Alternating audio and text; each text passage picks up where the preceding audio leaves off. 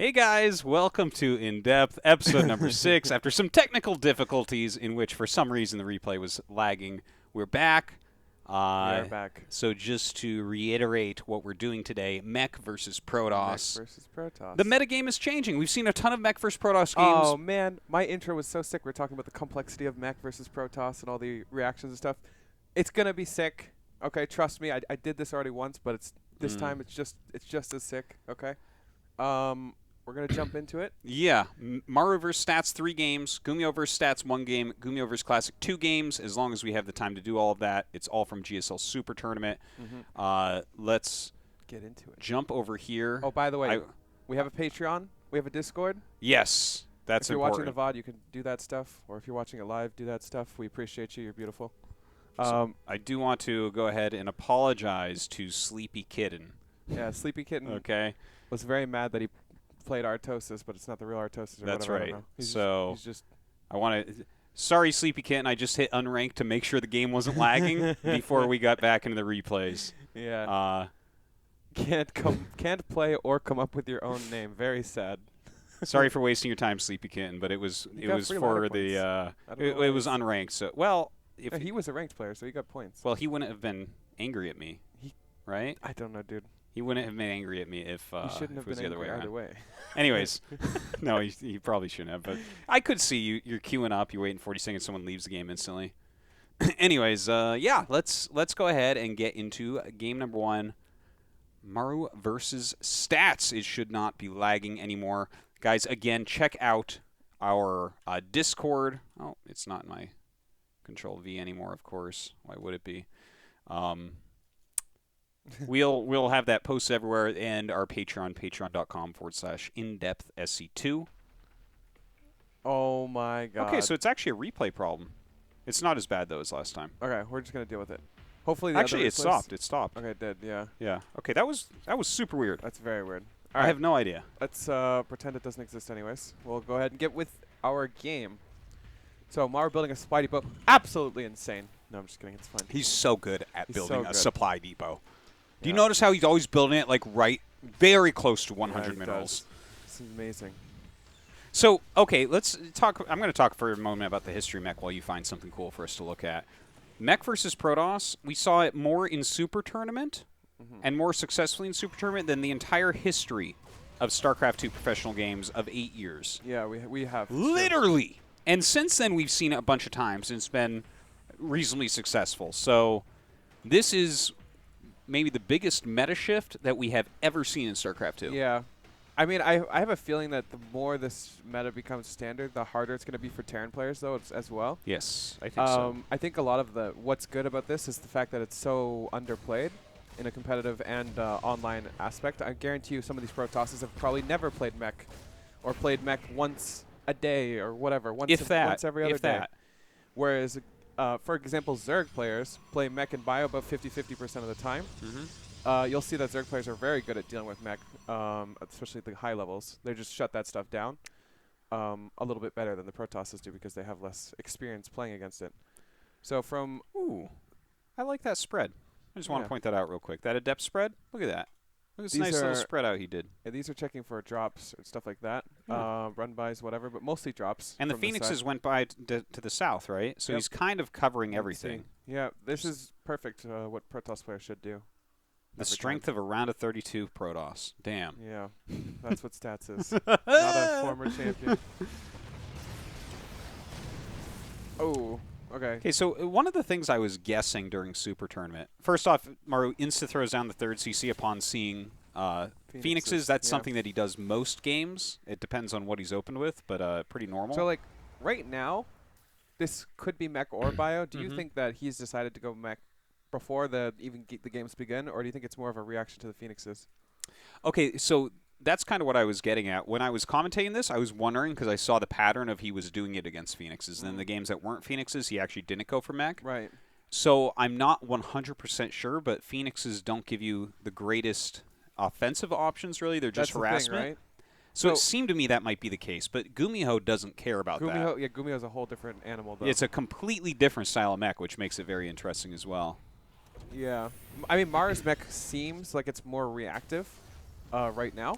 Because like I said, this could be, like, if you flip this, like flip these two or whatever, put this on here, 2 Raxes on 2 Tech Labs, totally normal. You know what I mean? Yeah, yeah. Stim combat, completely standard TVT or TVP. I do want to mention as well, if you open Phoenixes, you're always going into Robo with that. There's only 2 ways. You either go into Robo or Adept / Zealot. It's like up to you, I guess, but the Adept one is very old and not really used. It's not very good. Right. And the Charge one is like, we don't see it very often, right? So it's almost 100% of the time you will go into Robo, you will go into Colossus. Right. And you're going to have your Colossus started before they really know it's Mech a lot of the time. So Here's that could have thing something to do with to it. think about. If they already have Phoenixes, it's really hard to pressure a Protoss player. You know what I mean? Like, you can't send your medevacs out. If you move out, you're getting scouted. It gives the Protoss player so much time to react to almost anything you move out. Mech in general is way more passive than any other Terran playstyle. Realistically, Yeah. you can sit back, take bases, and let them attack you. And it's a possibility that he sees these and he sees, okay, I can't really move out without being scouted. I can't really put on drop harass or anything. I'm just going to play a passive style. Mech tends to be the favorite for passive styles. Yeah. Like, if you're playing bio passively, usually you find that they're expanding and their army compositions are better and better, where yours kind of stays stagnant for a really long time. Yeah. And nothing boxes you into a way of playing more than Phoenix openers. Yeah. When you go Phoenix, it's like you don't really ever get very aggressive with that. You know, like if you go Oracle, for instance, you can definitely follow that with Blink. Right. But Phoenixes kind of put you into that defensive mindset already, and there's no like offensive comp that comes out of it quickly. So it definitely could have something to do with it. Yeah, I mean, I'm not when you 100% look at sold stats, either like, way. look at this, right? Yeah. Like, just constant chrono on the Colossi, constant chrono on Colossi range, shield batteries. He is playing a passive game, even though he's expanding. Like, look at this, shield batteries in every place where he can be attacked. His Phoenixes are fully scouting. Maru does move out. This is more of a feint or harass, though. This isn't like one of those things you're like, oh my god, he's going to kill me. This is actually right here when Stats realizes what's going on, by the way. That is the first time. That was a bad place to warp those in. Yeah, this is a really hard composition to deal with if you're already kind of committed to this. Yeah. I kind of feel like this is a little bit bad on stats, but at the same time, like earlier when he was poking with the Phoenixes, he saw tanks, he saw Marines, he saw Raven, he saw Mines. What tells you that that's Mech, you know? No. This is like the most standard TVP ever Yeah, when it comes to the opener. You This really is don't where know. it's And really he's suspicious. Yeah. Right? Well, at that point. If he saw any Hellions, that also could be a little bit suspicious because obviously nothing happened with Yeah. them. Yeah. I But think that you know 100% it's Mech at this point. Oh, yeah. For It's sure. like. And this has to be at least 2 facts, so there's no way Mhm. it's anything else. So at this point, Stats is already kind of limited with what he can do because he has so many Colossi. He's already invested in Storm and Charge. It's not just like you can flip the Blink switch now. Yeah. Or you can flip the Immortal switch or whatever switch that you want because you already have the base army that kind of kept you from dying earlier on. You have to get some sort of value out of this, and it can be very difficult. I think that. God, that scared me. Thank you. Thank you for your support, buddies. Gotta mute that. Speaking of what I was saying. Yeah. I don't even remember what I was saying now. Okay, so you need this base army comp to not die to a standard Terran push. Like, there's a lot of Terran pushes with the tanks and the Raven. If you don't have Colossi, you don't have Charge, you die. Yeah. So this is like a necessity, especially when going Phoenixes, because Phoenixes are so weak as a base unit. They're great for stopping harass. They're great for map presence. They're great for, killing drops, all that stuff. They're absolute garbage when it comes to like sitting here with this army and like defending. Yeah. Yeah. Like they the don't best do you can very do is much. pick up tanks. Then the Phoenixes die. The tanks drop back down and shoot all your stuff. That's right. So It just protects the tanks from your zealots. yeah, you need. That's all they do. It's basically it. You need this army. Yeah. So from a stats perspective, at this point, it's already kind of complicated. I like War Prism's speed, but yeah, I like. Honestly, a War Prism would be such great utility right now because we know how War Prisms work with breaking lock-ons. Yeah, it's definitely useful. I do want to mention also, because I think that this game is the least valuable game out of all the games we'll be looking at today. Yeah. Because it's the very first game of the modern Mech era against Protoss. 100%. Like, literally, Stats had no idea and didn't scout it till it attacked him. Which, if it was Bio, like, the Bio would have moved out, and he'd been like, yes, I'm ready for this, right? So, yeah, this game doesn't have, like, as much because Stats is playing from such a weird position with a weird unit set. This is not the army that you want against this. Yeah, like I said, this is just the blanket Protoss army that you build. You know, like it doesn't matter what they build, except for Mech. Yeah. Like anything else, I'm fine with that army. You know what I mean? But this army is pretty good against what he's got. It's actually cute to see Colossus try to kill Cyclones. Yeah, they don't do so much. They really don't. And then you got this Raven in here. And it's just like, oh my God, you're in so much trouble. You're so much trouble. Maru's ready to pounce here. I mean, look at how fast that Immortal dies. Jeez. He's just dead. Yeah. So this Raven is obviously extremely important. The interesting thing to note here is Maru builds one Raven. One.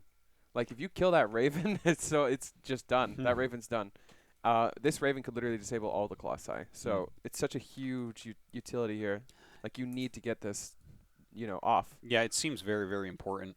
If you had like Blink and were able to kill this, like the whole game shifts. Like it's just so insane how important one Raven is.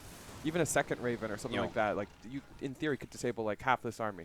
There was a game of Stats I saw semi-recently on Kairos.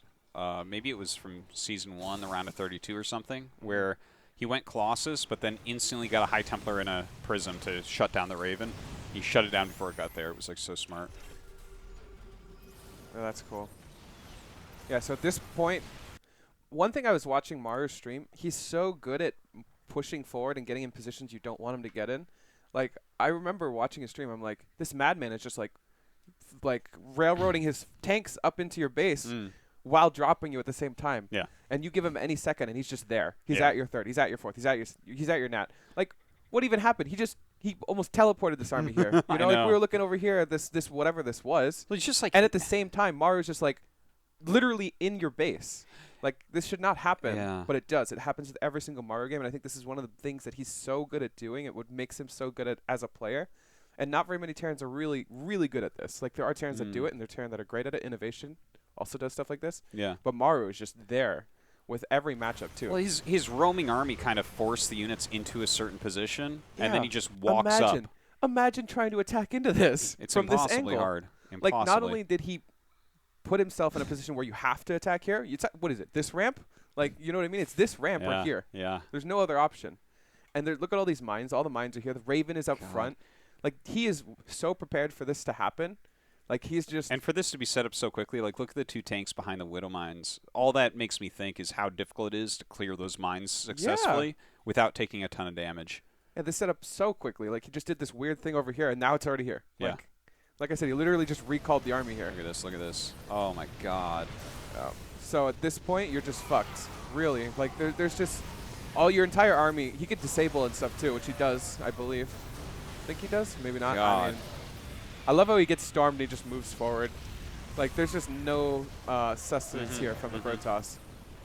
Well, I mean, Storm is definitely an important thing against Mech, but it works so much differently. Like, you can just walk through it with this. Yeah. But it's such a soft army that Stats had here. And the rest of the games, I think, again, are going to be a little bit more telling to us of how to play against this, because this is the first time it was ever on anyone's radar other than Maru, his teammates, and GuMiho.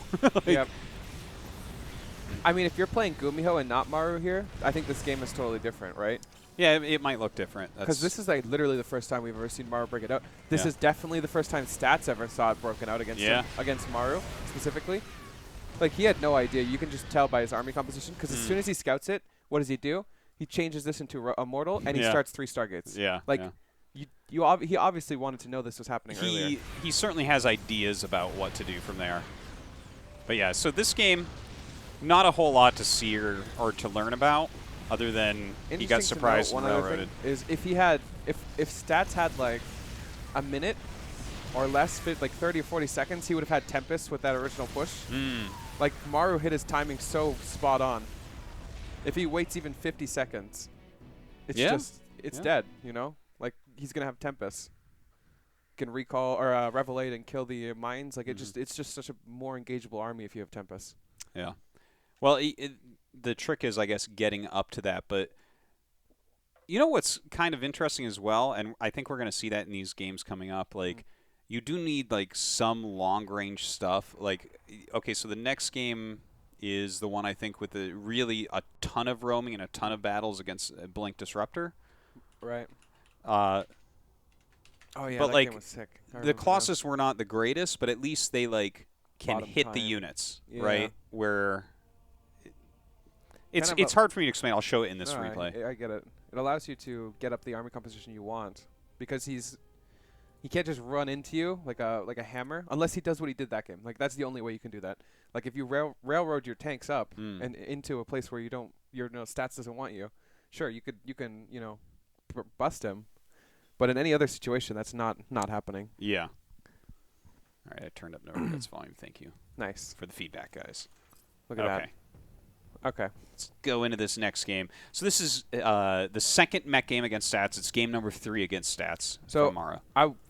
Thoughts I have right immediately are if he scouts Phoenixes and then goes into mech, like that's a thought in my mind still that I want to know if this is a reactive style. So I'm going to try and keep an eye on what Maru is scouting that makes him do this. So this map has a interesting kind of thing about it. The fact that you can wall this and then there's no scout, but stats doesn't go for it. I think every Protoss should do it, really. When I play Protoss, I feel like I'm invincible when I have this wall. It feels pretty darn good. And it adds so much kind of randomness into it for the Terran because they just do not know what's behind there. Yeah. Maru still goes for the Reaper, though. Yeah, I guess you can scout the rest of the map. But I've seen some players not go for Reaper on this map because of that as well, I think. I think the Reaper's good because you can chase down the probe. Yeah. And, scouting. Obviously, if he was able to find something like this, that would be huge. Yeah. I don't know if he does see it or not, but that's the whole point of the Reaper, really. Where is it? Okay. So Reaper goes in for the scout, sees there's no wall. That's quite nice because now you can get a full scout if you want to. Look at this. This is some of the most absurd micro I've ever seen. Do you see how much damage he's put on that so far? I just want to follow his camera. Can someone other than Maru do this? Are there other players that can do it? I think he just threw down a starport. He's like, yeah, Reaper is the counter to an Adept. What you do is you kill him. This is insane. You yeah. Could you imagine you're playing a ladder game and a Reaper kills an Adept? I've had feelings like that before. It's like my mind awful. is just blown. And see that? And then he gets away. He's like, okay, now I'll just scout your whole main.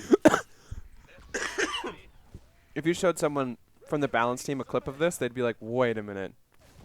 That's not supposed to happen. I never thought this would happen, no. It's like crazy.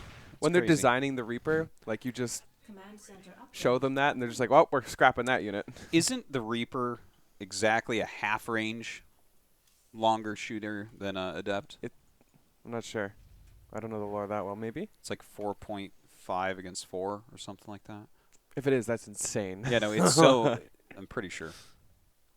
Anyways, it was crazy. So the Proxy Oracle... It is a Stargate, right? He hasn't... Oh, it's right there. What we see Maru doing right at the second, I don't think is like a complete tell that it's mechanism yet. We have no idea yet. But he does know it's a Stargate already, so... Ooh. Oh, wow. He could have gotten that. He definitely could have gotten that. Unless he fully ran out of energy, maybe. Well, he just picked up a bunch of mines. Oh, he left his mineral line. Oh, Stats doesn't know, I guess? Okay, now he knows. This is really good for Stats. I don't know how... Does Stats lose this game? 26 to 34. I think he does lose this That's game, incredible. if I recall correctly. But he wins the series overall. Maru ends up going 2-1 with Mech against him. Yeah. Okay, so mine drop here. Ooh, that focus fire is so sick. That was a snap right there. Look at that, only one worker. Amazing. One worker and 2 mines go down. Both players are so good at prioritizing what you need to prioritize. Yeah. And any worse player would have had that second mine go off and, Oh, I think this is the moment that's just too beautiful for words. With these mines? No, watch this medevac over here to the bottom. Where? To the left. Okay. That's a Viking. Yeah, no. Watch the medevac. Ready? Go up, go up, go up. Look at that. And now he's like, I'm going to kill him. No, you're not. Oh, my God. I'm out of here. That's incredible, yeah. He's so silly. He just drops them again. Just in case another Phoenix comes out of nowhere and kills He's that so medevac. ridiculous. Look at this. Oh. Oh. Get out of here. Okay, let's speed up a little bit. He is going Phoenixes. I think Maru, by the way, has chosen at this point to go Mech because he has added the 2 gas while he still has a 230 gas bank.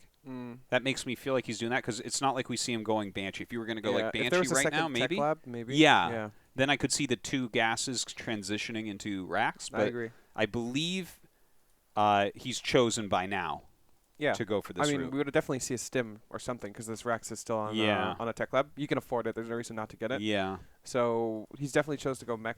Yeah. I'm still not sure if this is a reactionary because he, again, he's playing from a bit of a, well, not necessarily a deficit anymore, but he was playing from a deficit earlier and possibly thought he had to play a passive game again. Like my question is he doing it because he thinks he has to play more passively, or is he doing it because he's just doing it to do it, you know? The thing with Maru is he could just be doing it because he feels like it, you know? Yeah. Well, this might just legitimately be a great way to play against Protoss. Yeah. We actually don't know yet. It's like too young. It's too early to tell. This is the nice thing about a team house, by the way. I think a team house environment really allows you to develop these things. You can develop meta-changing stuff in a team house, but you really can't on ladder because you don't have the same feedback and the same players. Yeah. I think if we had the same atmosphere that we had way back in the day with, like, say, 5 or whatever 6 team houses it was, the meta would shift a ton more. There would be a ton more just strategies showing up out of nowhere and disappearing out of nowhere because these are things that are refined with other players, but not demonstrated on ladder. Okay. Well, that's an interesting thing that you bring up because in Brood War, we actually see the meta shifting more quickly because all the great minds see each other play all the time because they're all streamers now. Yeah. As opposed to strategies being kept in-house all the time. Right. I think it's a different thing because we don't have Maru streaming every day. We don't have everybody streaming every day. It's certainly not everyone, although some of the top guys stream pretty regularly. Stats is a good example of a regular streamer, and Maru possibly could have picked up on his streams. Okay, so is this Stats? When did Stats know this was Mech? Because that's something we missed. I think he figured out pretty early. The thing is, he already went down a path that, I mean, if I was Stats and I found myself in this position, I would have been happy with it because Blink is actually the first thing you really want to get against Mech, in my opinion. I agree. Okay. Blink or a Prism. Prism is really good for early on Mech. Oh, yeah. If they're going to get aggressive with Cyclones, Prism's the absolute best thing you can get. Okay, so we're getting our first couple engagements. Oh, we gotta rewind a little bit because this first engage is really poor from Stats. Okay. Yeah. Now that right there, hold on, you're going too quick. That was a patience blink right there. Yeah, no, this is too bad for Stats because this is a battle that could have gone grossly well for Stats. All right, let's grossly well. Grossly well. I agree. Okay, so here comes the Immortal. So this is like a little bit sloppy. All of his units are kind of everywhere, and he obviously gave like an attack move command or something like over there. Well, here's the thing. He has those Hellions on Revelate, right? Yeah. So if you look at his vision, he sees these two. He's going after him. Like, but the thing is his army is not quite together. Now look at what Maru does. This blows my mind. Watch this. Watch this. Hellions, move command. They get behind everything. There's no way he did that on purpose, do you think? A quadbillion% he did that on purpose. Look. Wait, let me see. Let me see his vision. Watch his vision. We will watch his vision, okay? We're going to slow it down. You're going to see. He's building a supply depot. Fuck. He's building a supply depot. No, I didn't have it on his camera. Watch. No, you did when he was building a supply depot. No, this is happening. Watch. All right, let's watch. Okay, so he's just Maruing. He's like, I'm going to click here. Okay, watch. Building some stuff. He's clicking. Building some stuff. Building a supply depot. Now watch this. Watch this. We're going to jump down there. What's going on? My Hellions. Oh, nah, there's no way. He didn't do it on purpose. He wasn't even looking maybe at not, them. but it was the move itself was amazing. No, it was. It on was purpose or it not. was an amazing move, but it's just it felt to get weird. behind this, like look at this. First off, the Immortal's shooting Hellions, which is absolutely not what you want it to do. Also, he can't micro back with his Stalkers. Right. No, it's so, right. You're right. Like this is. I mean, it turned out really well. Maybe for him. maybe this was just random that Maru did this. Hey, sometimes better lucky than good. That's what happens when you're as good as Maru. You can. Yeah. Someone can look at that and say that you decided. Does he get to the do Immortal? I think he does, actually. Okay, well, this is bad play from Stats here. Like, Yeah, no, he could back messed up. He could have backed up there. Well, he a long couldn't time until the ago. Hellions were dead. No, I mean, let's go back one more second. So, he's throwing down his force fields. Even now, he could be stuttering back. There's nothing behind his stuff right now.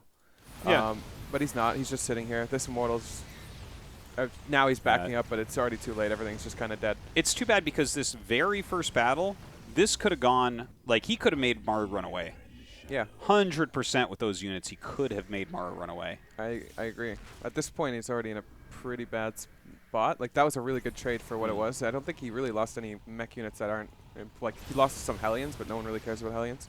Okay, now, playing against this battle mech, I want to get your thoughts on this, right? He's already got Blink Stalkers, and he goes into Disruptors. I actually kind of like that. I like it, too. Okay, because I saw some pro gamers tweeting that they thought, actually, that this was a terrible way to play against mech, and I was just thinking to myself, well, this guy's European. He must know better than me. Wait, why? Why did they have any reasons behind it? I don't know. It was just like a kind of a statement that this is a bad set of units, but...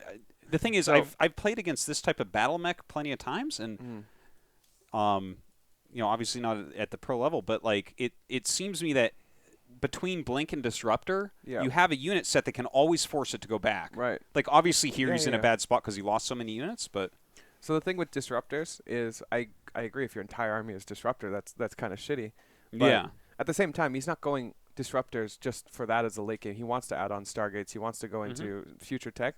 You can't really do that without something to zone the Terran back. The thing is with Cyclones, they come in, they lock on, and then they back up. You can't come in and lock on if a Disruptor ball comes out. Yeah. Like, you're risking your entire army. It just slows him down quite a bit, allows you to get up an army composition that you want to deal with this. This is by no means Stats' end game. You know what I mean? This is just an army to kind of push this back, which is like you're saying. So I don't know why people think it's a bad thing, because it feels like it's totally fine. I think it's, especially if you open Blink, I think that this is a very, very reasonable way to play. Like, especially when they're going specifically Battle Mech, where there's a bunch of Hellions in there as well. Right. I'm worried to see too many Immortals early on, even though Immortals are good against Mech, because Immortals are crappy against Hellions. Well, here's the thing, too. Immortals, they can't do anything unless they get in range. And if they're in range, Cyclones can just kill them. Yeah. Because the Cyclone beats everything one-on-one. It actually does. We tested. The only thing that, like I said, I think the last time, the only thing that beats it is a Yamato. Yeah. That's the only thing.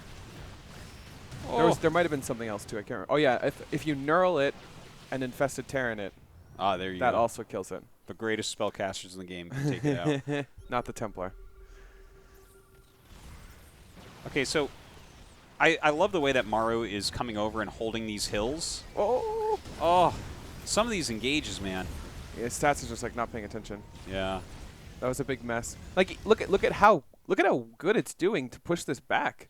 Like, you don't have any other army composition. If this was Colossus, if this was Immortals, this army's coming down the ramp. This army's killing a couple Immortals. This army's killing a couple Stalkers. But here, he's just dodging Disruptor shots the whole time. How can you stay locked on if you have to dodge a Disruptor? And realistically, that was just a really sloppy fight from Stats, but it could have been so much better. But no, I really do feel like that's, if you're playing against this type of units, like if they're sitting at home making siege tanks turtling, don't make Disruptors. I agree. It doesn't make sense. Like, really, at that point, I think you're probably more likely to go into a lot of command centers, or nexuses rather, and get up to your air a little bit quicker. But yeah, in this type of situation, I feel like Stats went for the right units, but had several poor engagements going up ramps. That made it. Well, the first one is really, it feels like that one snowballs so much because he lost so much to the attack that came right afterwards. One thing I want to pick your brain on, does it feel like his base is extremely wide open for a Maru game? Yeah, he has no turrets. Does he build Normally, he always has turrets on the edge. Like, check his natural. Check his natural. No turrets? Nothing. Wait, let's just check structures. Does he have any turrets? He has one turret. Where is it? There it is. Okay, so let's think in our heads what's happened this game. Okay, there was Oracle harassment early on. Eventually, he dealt with all those flying units. Since that moment, he's attacked nonstop. Yeah, he has. So that could be part of it. Like and the thing is, he's probably not keeping track well enough to say that there can't be a Prism out. But you're seeing a lot of Robo units pop out. Well, that's the thing. So you should think it's very possible that a Prism is out. Yeah. The one thing is, to think about this, because stats possibly he skips charge, right? Oh no, he has charge. He hasn't built very many charge lots. Really, charge lots are what's scary. If you warped in a bunch of stalkers here, we'd laugh at you. Yeah. You know. To be fair, he doesn't really have the money to do it, but it feels like it would be really hard, especially because this isn't bio.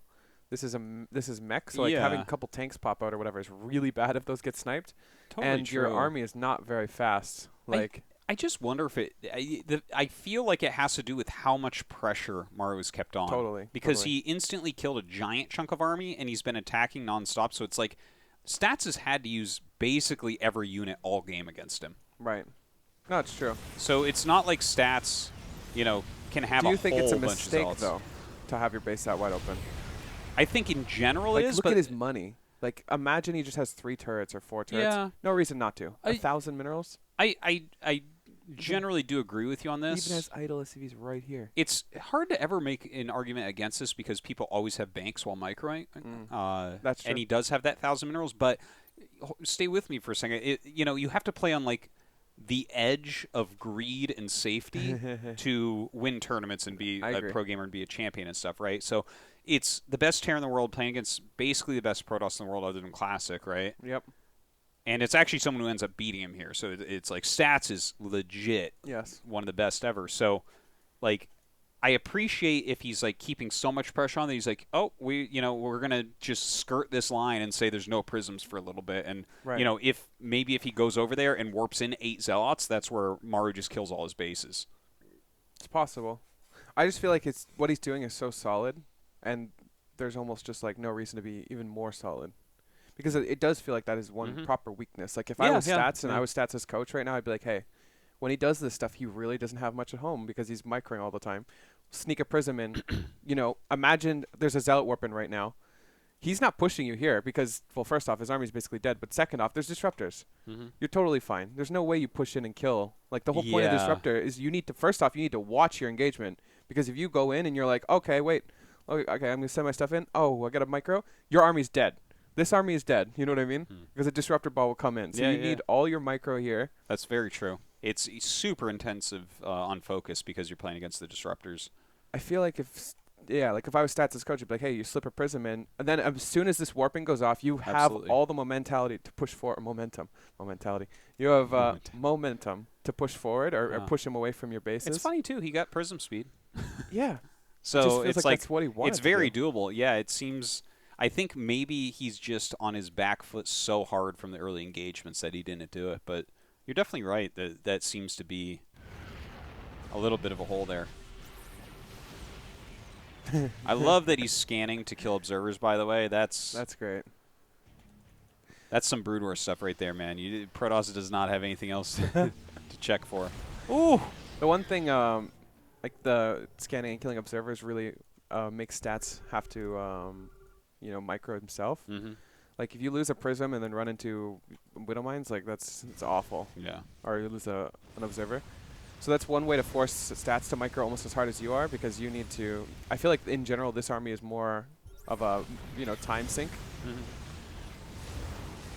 Oh! That was almost really bad. Yeah, so that's one thing I want to mention about is when you're playing with disruptors... The most important thing is to be really decisive with them because they shoot so quickly. You can keep talking. I'm just trying to get the hotkeys. Oh, okay. Yeah, that's good. Unclickable, probably. Or no, you can... Oh, yeah. Wait, we got to put that back because you're not going to be able to sign them. So, control groups. Okay. Okay, so anyways, maybe you should make him clickable. He's got his disruptor. Yeah, you have to be really decisive. Like, if you're turning the disruptor mid-shot, like turning the ball, it's probably not going to work out very well. Like, if you're going after them and then they run in a direction and split and you, like, turn towards one way, you're probably screwed. Like, just, you kind of have to keep it going. I'm not saying just launch it and let it go, but, like, we saw right there where he tried to switch its direction, then you miss everything. And that happens a lot. Killed his own stuff, too. Yeah. Yeah.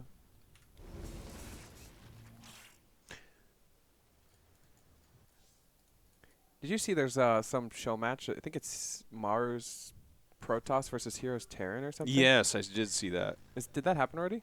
I do not know, but That I would do be- know what's going to happen with that. That would be interesting to actually go over on in depth because Yeah. they're both each other's races. Yeah. So you're going to be playing the game how you think the other players should be playing, like the other race. I find that the most abusive Protoss players I've ever played Are not Protoss are all players. Zerg players. Yes, they are. They're all Zerg players. Absolutely. Like, I think that's always the case because you get so frustrated. You're like, oh no, this is how you do it. yeah, like if you're really good, this is like Yeah. the meat grinder. I feel like Stats is in such a great spot right now, but at the same time, he just needs something. Because once these start popping out, it's really you're on the back foot. Like if he had a Tempest or anything, he just seems like he's committing fully on this army composition. Yeah, yeah. He does have that counterattack going on now, which is pretty nice and all. There was a couple poor disruptor shots as well, where you like shot 2 out at once. You never want to do that with disruptors. It's so rare that it's correct to shoot 2 balls. Yeah. Like if you're trying to kill a siege tank, okay. I think he can actually break this. If he warps Yeah. in a bunch of Zealots now too. Totally. And And he does have a warping in the main base finally. hey, we talked about this. Yeah. Oh my god, does he get both upgrades? Did they both finish? Oh my Yeah, god. Look at that. Even a couple seconds earlier and both upgrades get cancelled. Ouch. What a huge deal those 2 armories finishing their upgrades is. If he focus, yeah, like this is so good, right? Like this is doing so much damage. This is what we were talking about before. Realistically, this is look at. Okay, so do you guys remember where Maru was earlier? Look at his presence on the map, just based off of what just happened. you Yeah. know? He's got nothing, nothing on the map, 0. The entire map is just blank, and Stats is taking this as like momentum for him to move forward, which is what I was saying should have happened earlier. And he's just taking. He could take even more bases. Like this is so good for him, a momentum shift, really. But it just came a little too late, I think. It's a little bit reasonable for timing, because it Kind of. could have happened earlier. This is kind of a funny attack, isn't it? I'm not sure what the point of that is. I don't think that's ever going to work, but. I mean, maybe if it was an orbital. Oh, well, yeah, sure, if it's an orbital. No problem then. Okay, here we go. Oh, very good hit So- right there. Even now, I really don't like his position. Like, it feels like he should have been moving down Yeah. here, and it also feels like he's sat his army too long. You know what I mean? It's like he's shooting balls, but he's leaving all his stalkers here, and he's Yeah. not moving the other ones away. It's just kind of a clunky feel that's not as fluid as it should be, and it should be fluid coming down this ramp. Feels like he was caught off guard, and now he's just backing up immediately, but he's Yeah. really getting boxed in. It almost, for him, the #1 priority here is to back up, not Exactly. the direction to back up into. Like shoot a couple disruptors and lose a couple, that's fine. But back up and lose your entire army, that's not like backing up to here. Yeah. That's not a thing. Well, you can going do. there, it's like the amount of space you have to go to walk around. Like he can actually kill your natural by the time you get there. The funny thing is, if you're watching this army, you have like this odd sense of where you can back up without knowing the map. That like you know the map, right? But when you're sitting here and looking, it feels like you can move down freely, right? But there's just rocks here, right? Like you get tricked because this looks like a totally open path. I'm not saying this happened, but like if you're just playing a game and not thinking about it and just backing up, then okay, there's rocks and I'm just dead. I've lost more than a few armies on King's Cove going up to that little thing that has the rocks at the beginning, right? The little edge. That happens. Okay, so see, he does back up into this corner. Now he's moving the other way. It's like even now he's not backing up, really. Yeah. He's actually, you can tell he's focusing more on the disruptor shots Yeah. than anything. Which thing is, you do want those to hit. They're kind of what's saving you. Yeah, But now he has only disruptors left over. he needs to find a balance between controlling the shots and backing up. That's more, midway, because it feels like he's got 90% of his in the shot and 10% in backing up. Yeah, it does. It feels like it needs to be more of a 50-50 here. He does have a counterattack going on at the same time for good luck. This literally saved him, by the way. Yeah. This is so good. So This is so makes good. it makes it more reasonable that he's losing a huge chunk of his army there when he's forcing the army to turn on with a great counterattack. Yeah. I'd love to see some disruptors make their way up here. Imagine he had one disruptor or two around here somewhere. You Like, can't go up the ramp or anything. It would just be really nice. Because yeah. if he chased you, you would be fine. Well, it's kind of reminds me of the way that Maru was playing earlier on, right? Where, hold on, When Maru was first attacking, utilizing the ramps, like he'd have a Widow Mine here, and his army would be roaming between these two locations. Look, he still has one right there. Right. That's the same type of thing where it's like it's hard for stats to come up to the high ground, and we saw him have a couple poor engagements on these ramps because of that. And then if you have disruptors up here, it's the same type of thing. Like he could literally just hold this ground, and you don't really break it. This stuff doesn't want to go uphill against that. Like you have to be scanning nonstop. You have to be very careful. You get all clumped up coming up here. The disruptor gets better shots. It's not like you're going to put all your siege tanks here and siege tank push up. You know, it's so he could be holding an area like this, which basically perma-denies this base. Yep. And if he was more aggressive on this side too, like he could pretty much perma-deny these ones too. Like the thing about Mech is it's not something you can split easily because the smaller the numbers are, it kind of just drops off drastically, right? Like if you've got 3 or 4 cyclones, they do nothing. But if you've got 10, that's a scary number because you can just one-shot almost anything. Yeah.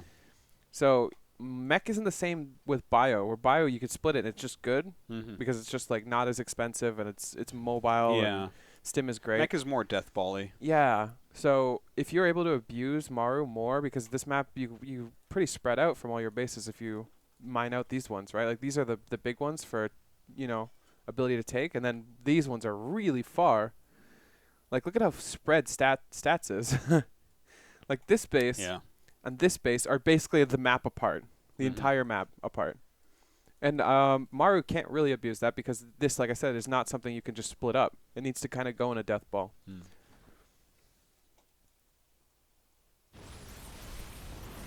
I actually think, I was going to say, I actually think this Zealot army could almost take this.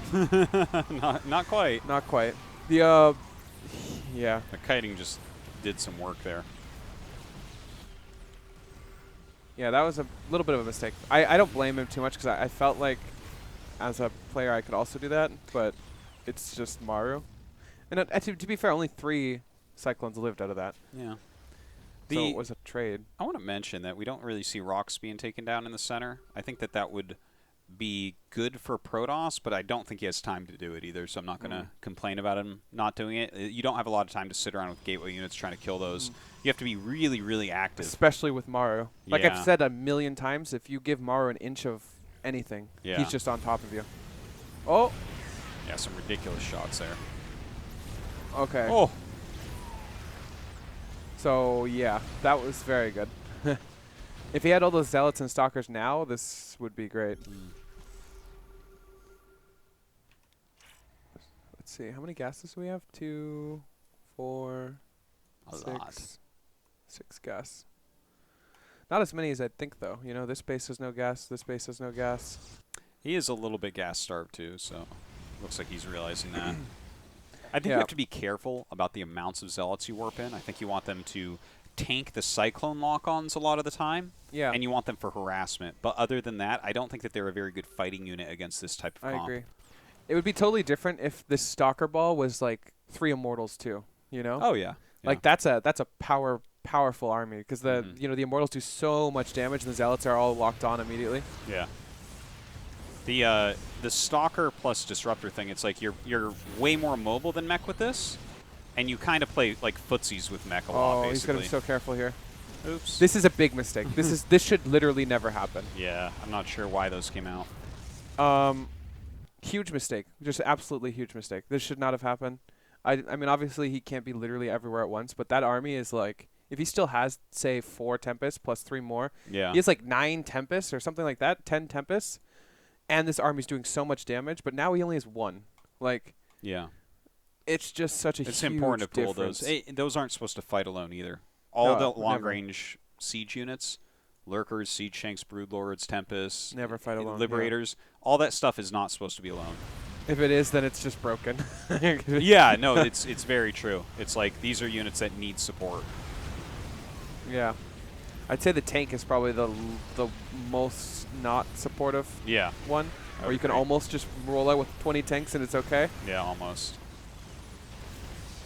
This is all great. I mean, honestly, that wasn't amazing, but he has 85 workers. He has bases all over, denying any mining or any base taking from Maru, as well as getting up Tempest count. Like, this feels fine for him. Yeah.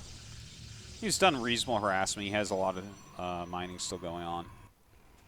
can tell how much room there is to still be mechanically better. You know what I mean? Mm-hmm.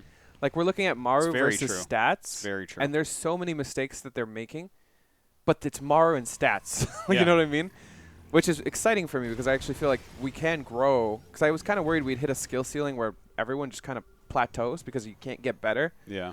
But watching this, I feel like even the best Protoss and Terran in the there's- world can have so much room to improve mechanically. Yeah. Strategically, totally different thing because that evolves. But mechanically, mechanics are something that are really, really hard to improve.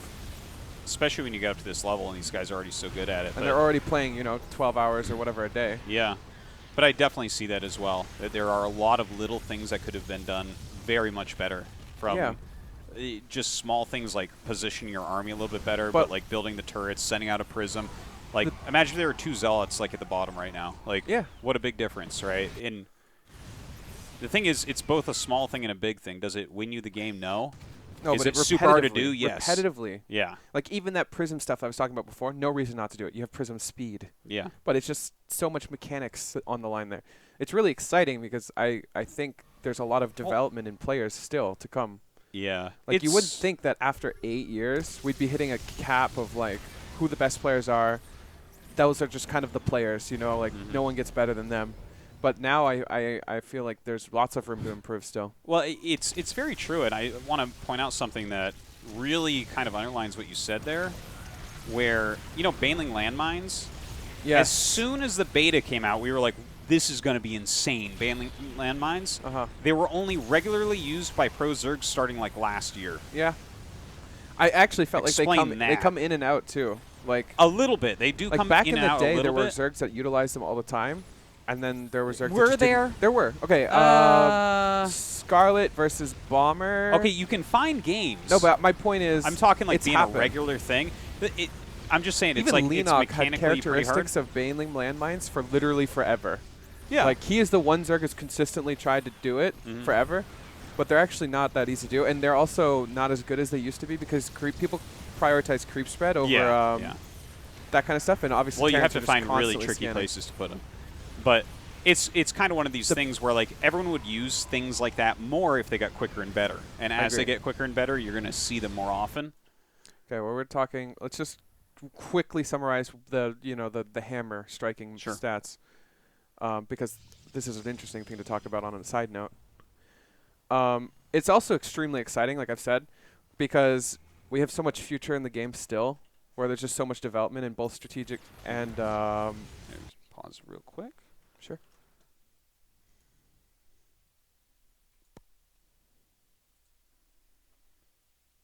There we go. Okay. Nice. Please go ahead.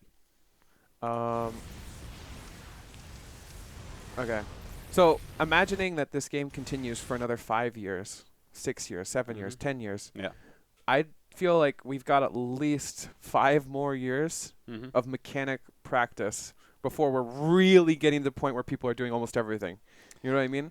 I don't know if they'll ever. It's totally possible they There's can't always either. More. But I feel like there's things that people will start prioritizing that are more important. Obviously, like the prism thing, like that stuff is just so strong, and these counterattacks are already really good. But you could counter both spots at once. Obviously, not here, but there are times in this game that are just so mechanically challenging, and you're going to prioritize certain things that you don't prioritize now, and that's just off of playing this more, right? Could even be that because Stats has only played this twice, that he's already not doing that, but giving Stats, let's say, a month of just constant practice against this, I guarantee you he's shutting down everything. There's so many little things too. Like again, if there's a pylon in the bottom left, what a big difference that one thing could make. One pylon somewhere in the bottom left of the map, so you can send in zealots from there, and then you warp in a couple zealots in the main. But yeah, the prioritization of what you want to do in these situations, I think overall Stats got a bunch of the things down that he needed, right? He got Blink, he got Disruptors, he kept using them, he was harassing not as much as he can, but like under this circumstance where his mind is like stretched even further. A lot of times you're going to be able to harass more. The more you understand a matchup, the more you understand what you were supposed to do Where at you're every gonna find moment. those gaps. Yeah, it'll become more reactionary, and your brain will go on autopilot to play. Like if this was against Bio, he'd be on autopilot for most things and be able to put more brain power into things like getting prisms into interesting locations or doing tricky maneuvers. But against Mech, you're like pulled in so many more directions because you're not used to it. Right. This is the interesting thing too about playing off races, because when I played Terran, I know what is so strong. You know what I mean? Like as a Zerg player, just playing Zerg and not watching as many replays as I should, and just kind of like blathering all day and just not really caring. It's hard to find those openings that are clearly there, and they're not as clearly there unless you play the race. Yeah. So once I started playing Terran, I'm like, oh my god, there's huge gaps, massive gaps. Yeah. Like originally I thought, okay, battlecruiser's just unbeatable. Like what am I going to do? A Ravager timing? Like they're going to have a battlecruiser and teleport it across the map and all this stuff. And then all these people just started hitting me with these really fast timing before the battlecruiser. I'm like, this stuff is just so dumb against everything but battlecruiser. But at the same time, I'm finding weaknesses. Run-bys every time I move out are so obnoxious. Yeah. Like as a Terran player, I'm like, even if I got to keep bunkers and bio here, and it's just a nightmare. Yeah. And the same thing with Protoss versus Terran and Terran versus Protoss the other way around. Like you learn so much about weaknesses of the other player's race just by playing it yourself at a competitive level. Not even like a high level, but like, I don't know, I'm like GM, but I feel like I can take a lot of that stuff I'm learning from my TVZ and put it into my ZVT. Once you get to an area where your mechanics are reasonable, I think you start learning a lot about pro play just by playing and just having some ideas about, you know, it's... I think DeMuslim had a write-up or something about how I think it was about how his off races are helping his Terran or something too, which was interesting. It was like a really long Facebook post. I didn't read it because it was like literally a massive post. That sounds actually very interesting. But I think the Reddit post said something like that, and it made sense to me. So, as someone starting to dabble in off races, but yeah, so Stats is committing quite a bit here, and this is the hammer. He loses these. Already saw that. That was a huge mistake, by the way. I'm gonna watch Stats' camera. Yeah, we saw this part. Yeah. So, recalling at that base is already kind of a mistake. I wonder if he just pressed R. And then it just that happened to be the closest base. Sometimes you just want to do it because you save extra units for every second, you know. Yep. So he's getting back into position here. Gets a Widow Mine. Gets another Widow Mine. Nice. So Maru has a lot, but I'm actually surprised that he just dies here. Okay, I feel like this is pretty bad from Stats. Like he was quite late to do anything with it. And his look at how many Tempests just die. Yeah. Like he's just not babying the Tempest as much as he should. Like he's doing a disruptor ball and the Tempests are being locked on, you know? Like the Tempest should be way back here somewhere. Because they need vision, but your army is up front anyways, right? Like look at the Tempest range. They should be somewhere over here. But yeah, he's just kind of lost a bunch. I really don't mind being aggressive like this because it gives you more time to back up towards yourself. For example, if he's engaging the mech army here, he has this much area to back up, right? That's it. If he's engaging it here, he can back up pretty much forever. Especially when you have units like Blink Stalkers, you have a lot more possibilities of how to run away and how to run around. Did he scout this, or did he just back up and kind of predict this? Well, he's hit there several times at this point, so it might have predicted it. Yeah. This is really good, really good by Maru then. If he did that, if he's just like, all right, I dealt a blow, I'm going to back up here because I know you like to run by me every time. And then there's a warp into the main base too. Stats is really pulling him around right now, which is nice. This is what he has to do. You have to do this against Mech if you want a proper game. If you just sit there and let them get their army and then push you, you're dead. I don't care who you are.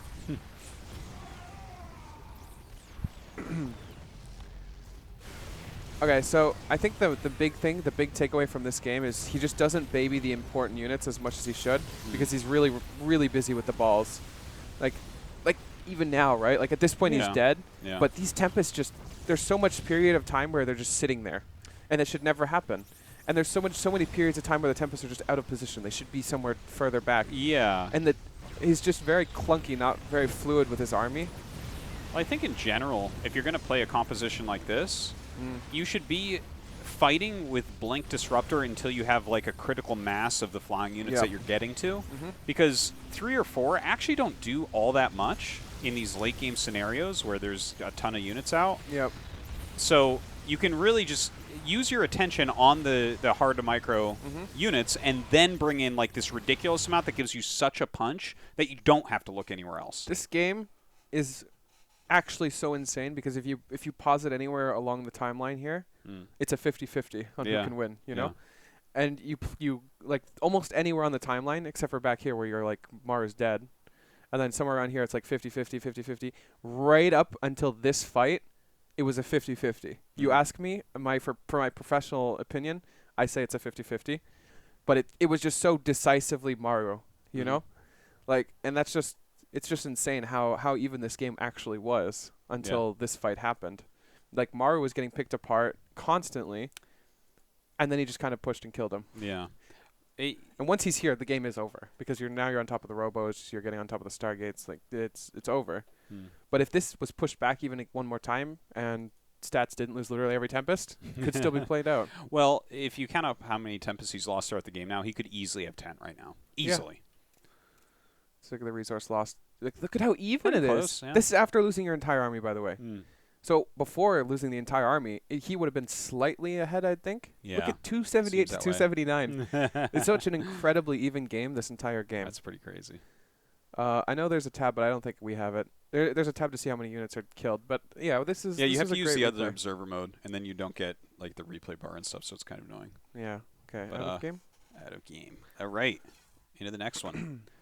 So the first game, I feel like it doesn't really count. It's like, cool, Maru brought in Mech. No one was ready. You got a free win. Second game, stats fought really much better. But, you know, I think that for me, I look at that game and that one engagement where Maru accidentally ran his Hellions behind everything that had blinked forward and trapped the Immortal and all this. A gazillion% sure that he did it. Yeah. Thank you very much.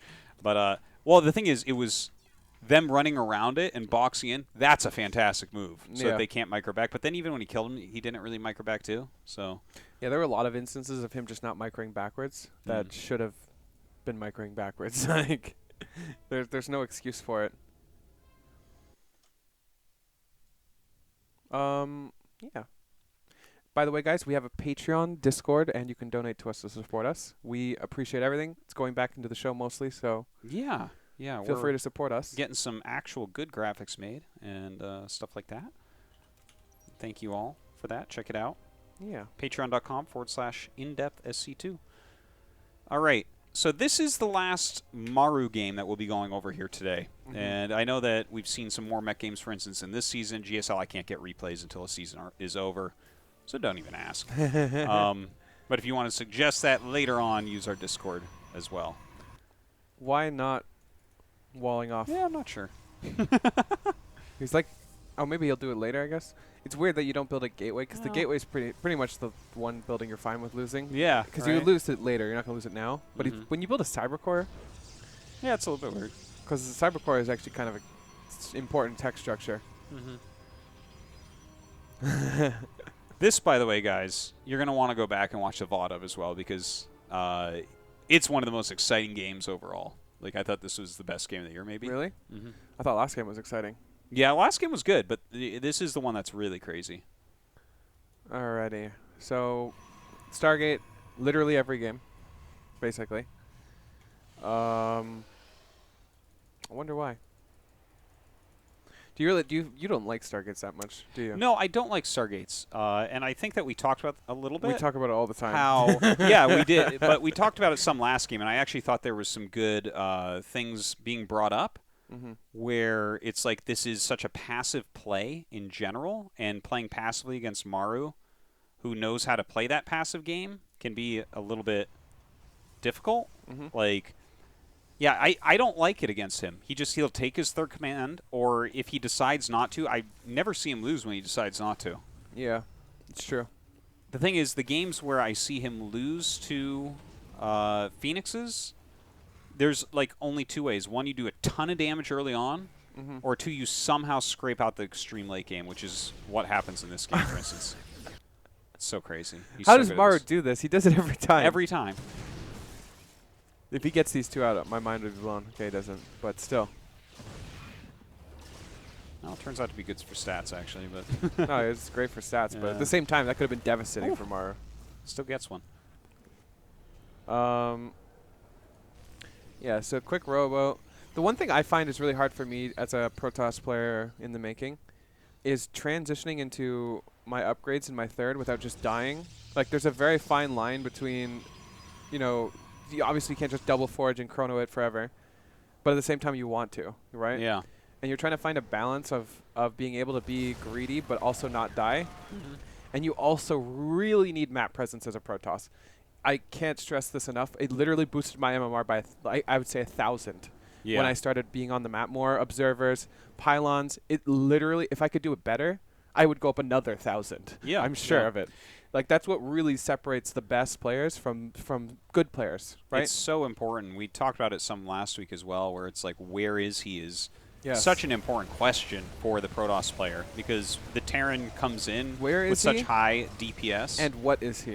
yeah, that's what is he is What only is he is just now, is now becoming very more important. So 2 Cyclones is already a little bit sus, but not crazy. Yeah, no, you can't tell quite yet. And he just threw down the reactors.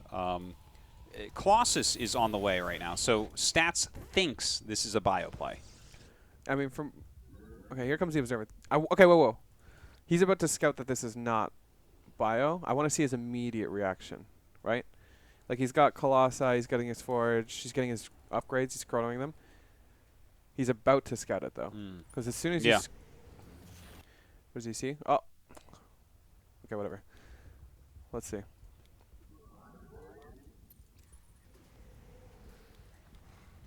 Okay, so he already knows this is Mech. He should, at least. Is that a factory? Yeah, no, he knows it's Mech. Yeah. Okay. Yeah. Sweet.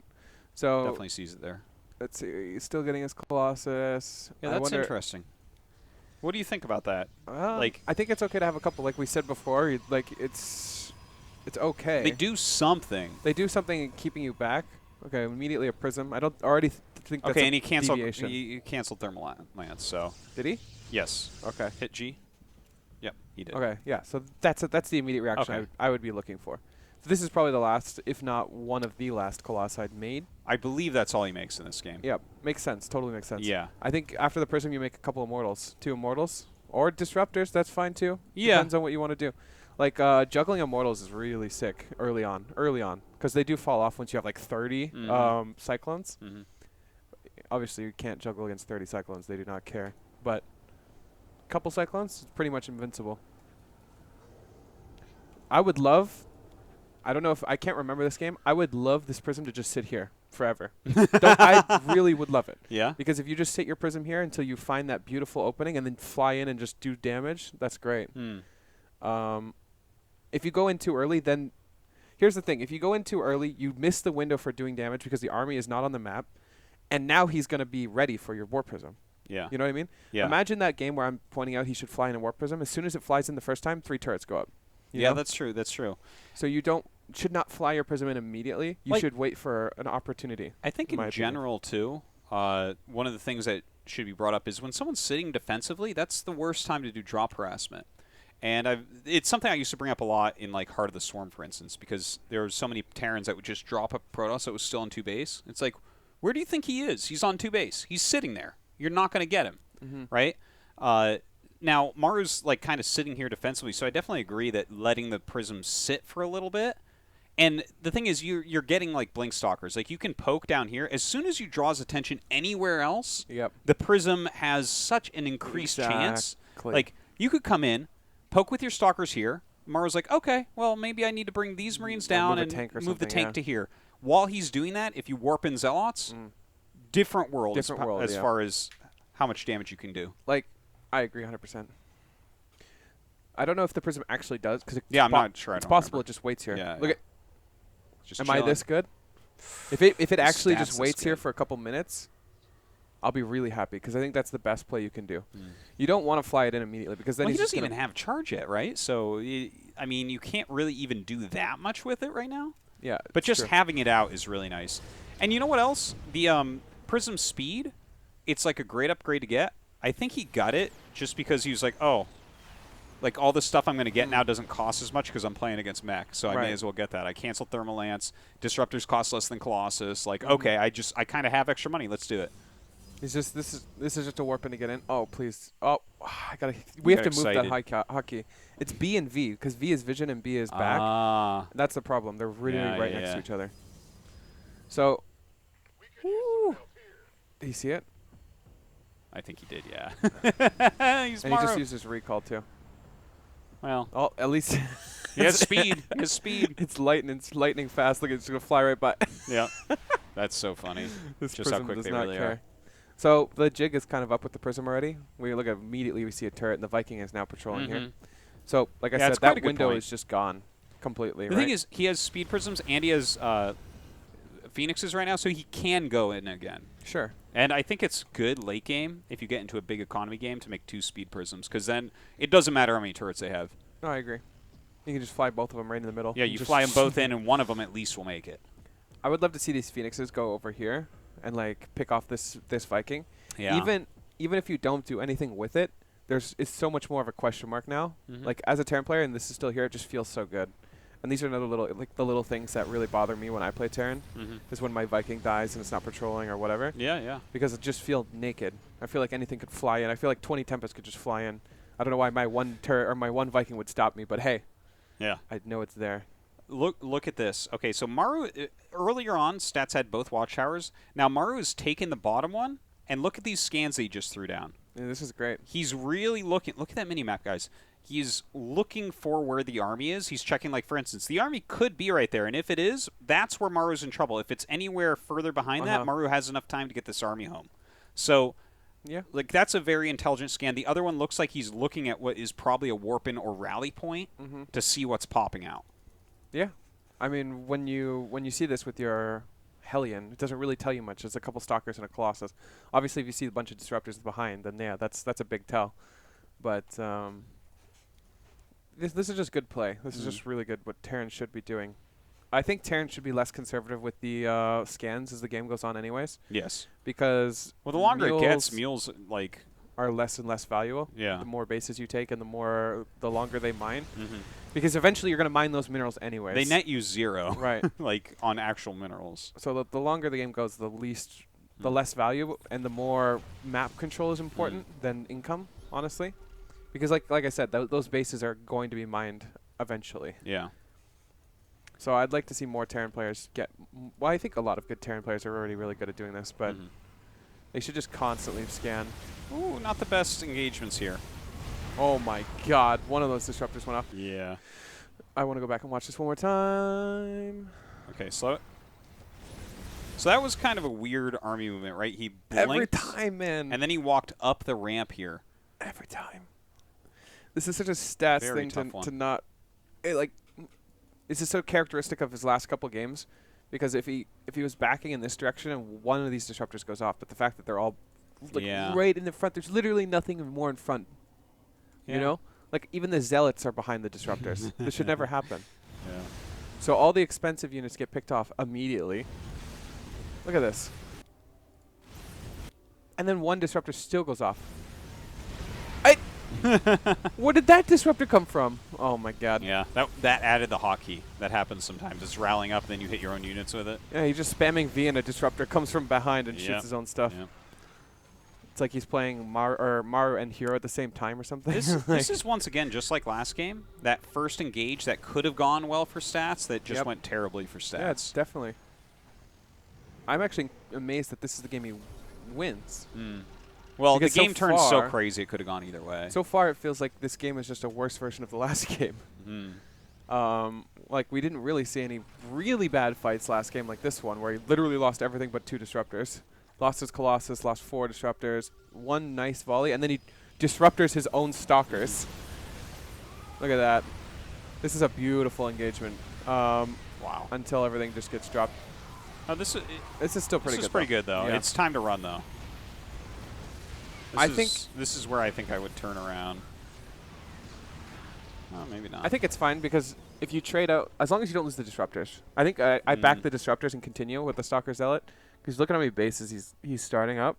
If you trade the Stalker Zealot for all of that, totally worth. If you lose every Stalker and every Zealot, totally worth killing all those Cyclones, all those tanks. Yeah, I think you're probably right. What do you think about the carrier switch here? I like how he went from Tempest to Carriers. He's just like... The thing is, I like Carriers against Mech even now. Like, I think they still have their place against Mech. Yeah. Remember that one game we played, that one single game where we both played? we mixed in carriers and Tempest, didn't we? It was mostly carrier. If I Yeah. recall It felt correctly. really good. I find that Tempest don't really have the same DPS, and carriers with Yeah, their yeah. interceptors kind of spread out, and lock-ons are a little bit weird with them. Yeah, carriers will kill everything, and if stuff like auto locks on an interceptor or something that's like a worthless unit. Yeah, I just find that carriers are less babying. Like, you have to baby them a lot less. Is true. And that's quite nice when you're kind of limited. Like, imagine, you remember that one fight last game, or I think it was last game, where all those Tempests just died by themselves? Those were carriers. They actually have a good chance of still surviving. Oh, yeah. They'd at least fight some there. Yeah. They don't just, like, die immediately. Tempests are very, very micro-heavy. You got to make them do what they need to do. Wow, ridiculous hit.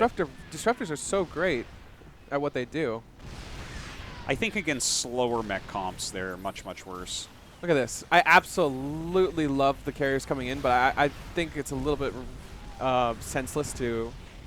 Actually, no, it's fine. It's fine. It seems like this time, I think I probably questioned that at first as well, but because he reduced the count so much of anti-air here, you can just push him back completely, retake this area. Yeah, I think he got a little bit lucky, though, at the same time. Like, I don't know if he knows exactly how many Cyclones there are, but like if there were even like 2 or 3 more Cyclones, these are just dead. Like, now it's great, obviously. Now we're just pushing him back. We lost 1 carrier. It's totally fine to push all this back now. He did lose that base. It's kind of annoying. If this was the game, if this was last game, I'm not going to pause because it's a long game. Yeah. If this was last game. I keep on sneaking the dude, plus button. keep sneaking in because I don't know why. We got 3 more mech games after this. I just like talking with nothing in the background. Yeah. But fuck, what was I saying? If this was last game, he'd be in a million times of a better position because year 0 has just less bases, it feels. Like, not necessarily, but when you look at last game, Stats just took the entire side of the map and then took the other side. Yeah, and was just totally free with Yeah. it, right? Almost no point was he pressured, really. And this game, he's losing bases, and he's clearly starved a bit more. Like, he only has 1 option for a base right now. But it felt like last game he had like 3 or 4 options for more bases. I do believe that there's just more bases on that map too. It feels like there are. I think you're right. It definitely feels that way. Here, everything's a little bit more compact. You got 6 bases, 7 bases on each side. Yeah, and another big thing with year 0 is there. Just play it again. There's attack paths. Like, this is 1 lane, 1 lane, and 1 lane.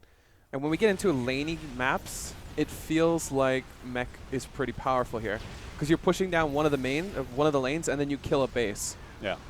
For those who play League, should understand what I'm talking about. Well, we're definitely going to see that come into play a lot in a little bit here, where it just becomes about lane play in this game. What do you think about Thors for the carrier comp, basically, right? They do kill carriers like relatively quickly. I mean, I'm not a gigantic fan of Thors at any time because they get so clunky. And look, he's starting to harass over on the left-hand side of the map, right? So I think that this is especially easy to do when they're making Thors. You can't cover this many bases and have a good army with Thors in Look where he it. put his armories this game. That is a funny location, isn't it? This is like the one location you don't expect 2 armories to be. Yeah. Well, that's not where a prism's going. Yeah.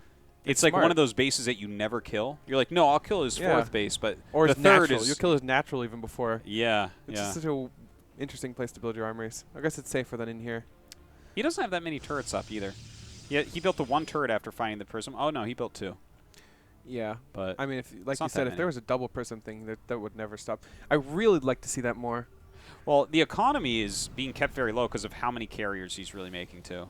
Yeah. By the way, I don't know about the mothership. I think the mothership is just clunky and something you can lock on quite easily. But it's not awful either, though. Well, I mean, it's like a good unit technically. I guess if you have the money, it's not going to be terrible. I don't know. It feels weird to me in this situation. Yeah, it's not It's great. like they have scan, so you're not like...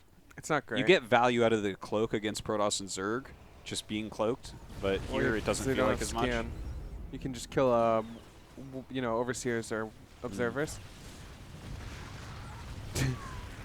Like I said, the difference between this game and last game, like, these bases never died last game. Yeah. So, like, if this was last game, it would just be so much clearer, so much crisper. And at the same time, this could be the fact that Stats has already had 3 games to think about it now, right?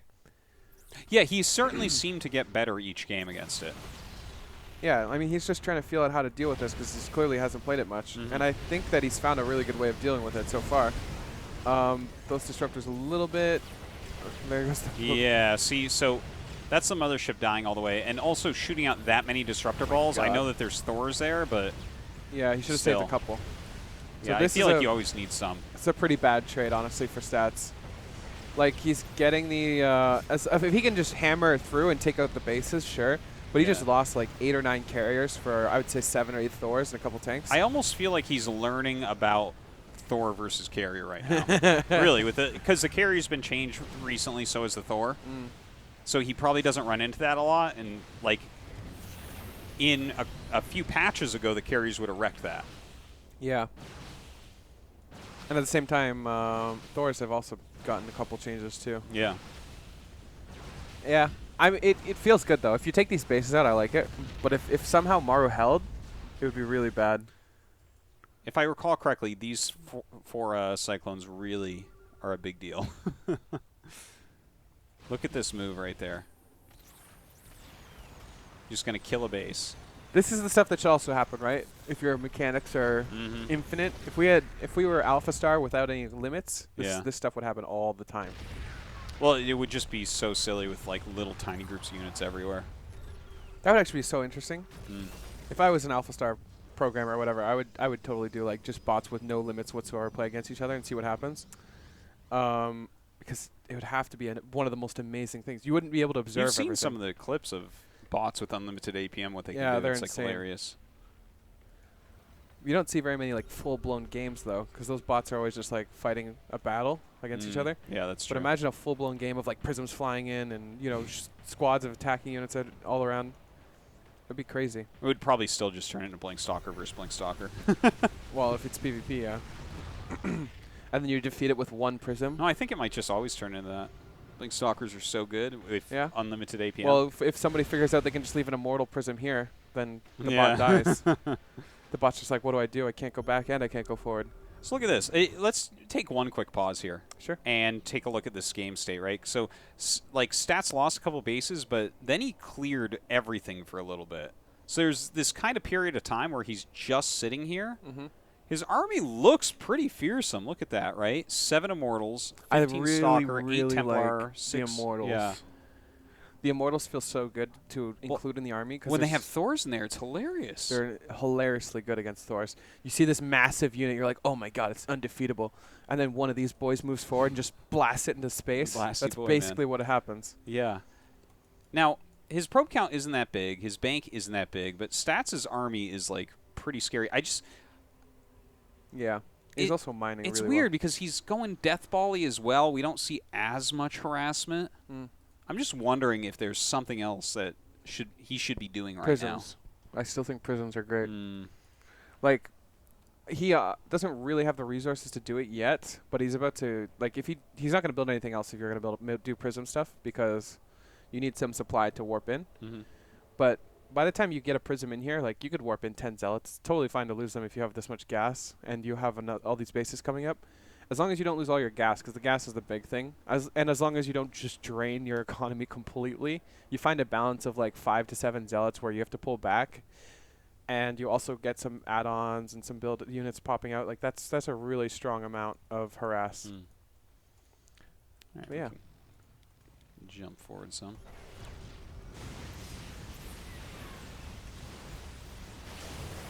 Oh, this. Ooh. That could have been really bad for that ledge. Both players. Do you think Stats is... Oh, he's not. Never mind. I was going to say, do you think Stats is done with carriers? Like, no. There's only 2. That's nice. Yeah, good catches. He definitely... I mean, he could have a bit more static D around. This is pretty annoying.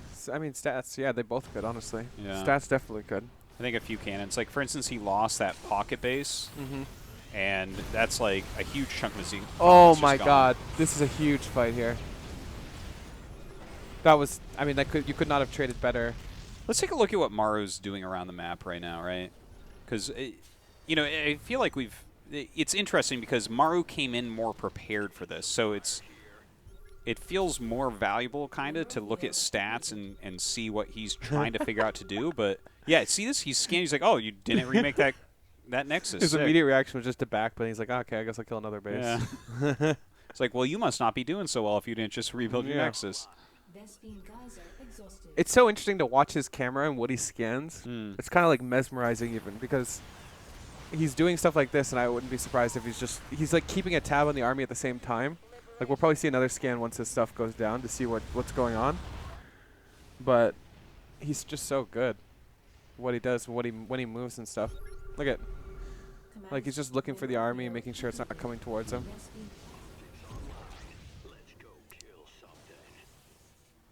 Yeah, he's just a good player, man. Yeah. Well, he's making.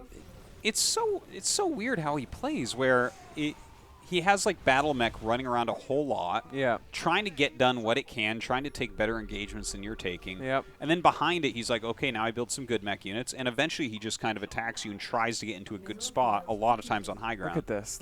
Just watch his camera move from like he's basically keeping tabs on 3 different parts of the map at the same time. Like. Let's just look at both chunks army. Yeah, I was gonna say, just look at these 2 scans themselves. It's perfect. Like he finds. Are there any other clumps? Is there a third clump? I bet you no. There isn't. Yeah. He just has perfect vision on both when clumps. you scan those, you know that's it basically. Yeah, it's just crazy how good he is at keeping tabs on multiple things at once. Like if you're any other player or any worse player, you can't follow everything, but he just finds a way to do it. Like he's gonna push. I think this is his main army too. Look at him run through all the splash. Yeah, a little all the storms. God. Questionable, but sure. As a Protoss, you got to be looking and just be like, "Oh my God, is nothing going to die?" I'm used to that many storms killing everything. He's so good. All right. So the counterattacks are really starting now, it seems. Yeah. So here's another thing. Just watching Maru's camera, is it's practically impossible for him to control everything, but he's doing it. You know what I mean? Like he's trying to. So if you can get stuff like this, where he's controlling this right now. So what isn't he doing? It's impossible, right? Like he can't be controlling this side too, at the same time. And for stats, he could just be throwing units into certain pathways more than he is. Like, I think he's kind of doing that now, right? Like, this carrier is coming in and clearing some stuff. Check this base. Okay, planetary. Check that base down there. No planetary. And then this one. Planetary. Okay, so the 2 furthest forward bases he made in planetary is because I think you're basically right, and that's part of the reason why the planetary fortress has to exist. Yep. Can you imagine if Terran didn't have planetary fortresses? You could just literally send 1 zealot to every base. Yeah. Every minute and a half. Bunker every time too. Yeah, and the Terran would lose. That would be I agree. Yeah, it's crazy watching him control and like prioritize certain things. Like in the middle of fights, he's unseating tanks and moving them back from other things. He's like, oh shit, zealots are coming. Okay, run. Get back to that planetary. It's just crazy. It's actually just crazy. I feel like I mean we're so privileged to be able to watch Maru's FPV even in a replay afterwards. Like, sure he streams every now and then, but he does not play like this on a stream. I can promise you. This is like Maru with you know, a real purpose to his play. Well, he's not just building a battlecruiser and sending in. Or you should play better in turns unless you choke, because that's like there's no excuses. Too, though. Yeah. But Maru is not a choker. No, he's the opposite of that. He's Mr. Clutch. We can stop with the Maru cam for now, but really, really interesting. I mean, we could just spend an entire episode watching Maru's FPV and what he's looking at and why he's looking at it, and you know where he's. We could probably predict where he's going to scan and stuff, but at this point, it feels like the Protoss has too much momentum. Yeah. Also, what I really like is Stats has an army composition that Maru's trying to counter, but he can't counter it because there's not enough of it. You know what I mean? Yeah. If this is all carriers, counterable. If this is all immortals, it's counterable. If this is all stalkers, it's counterable.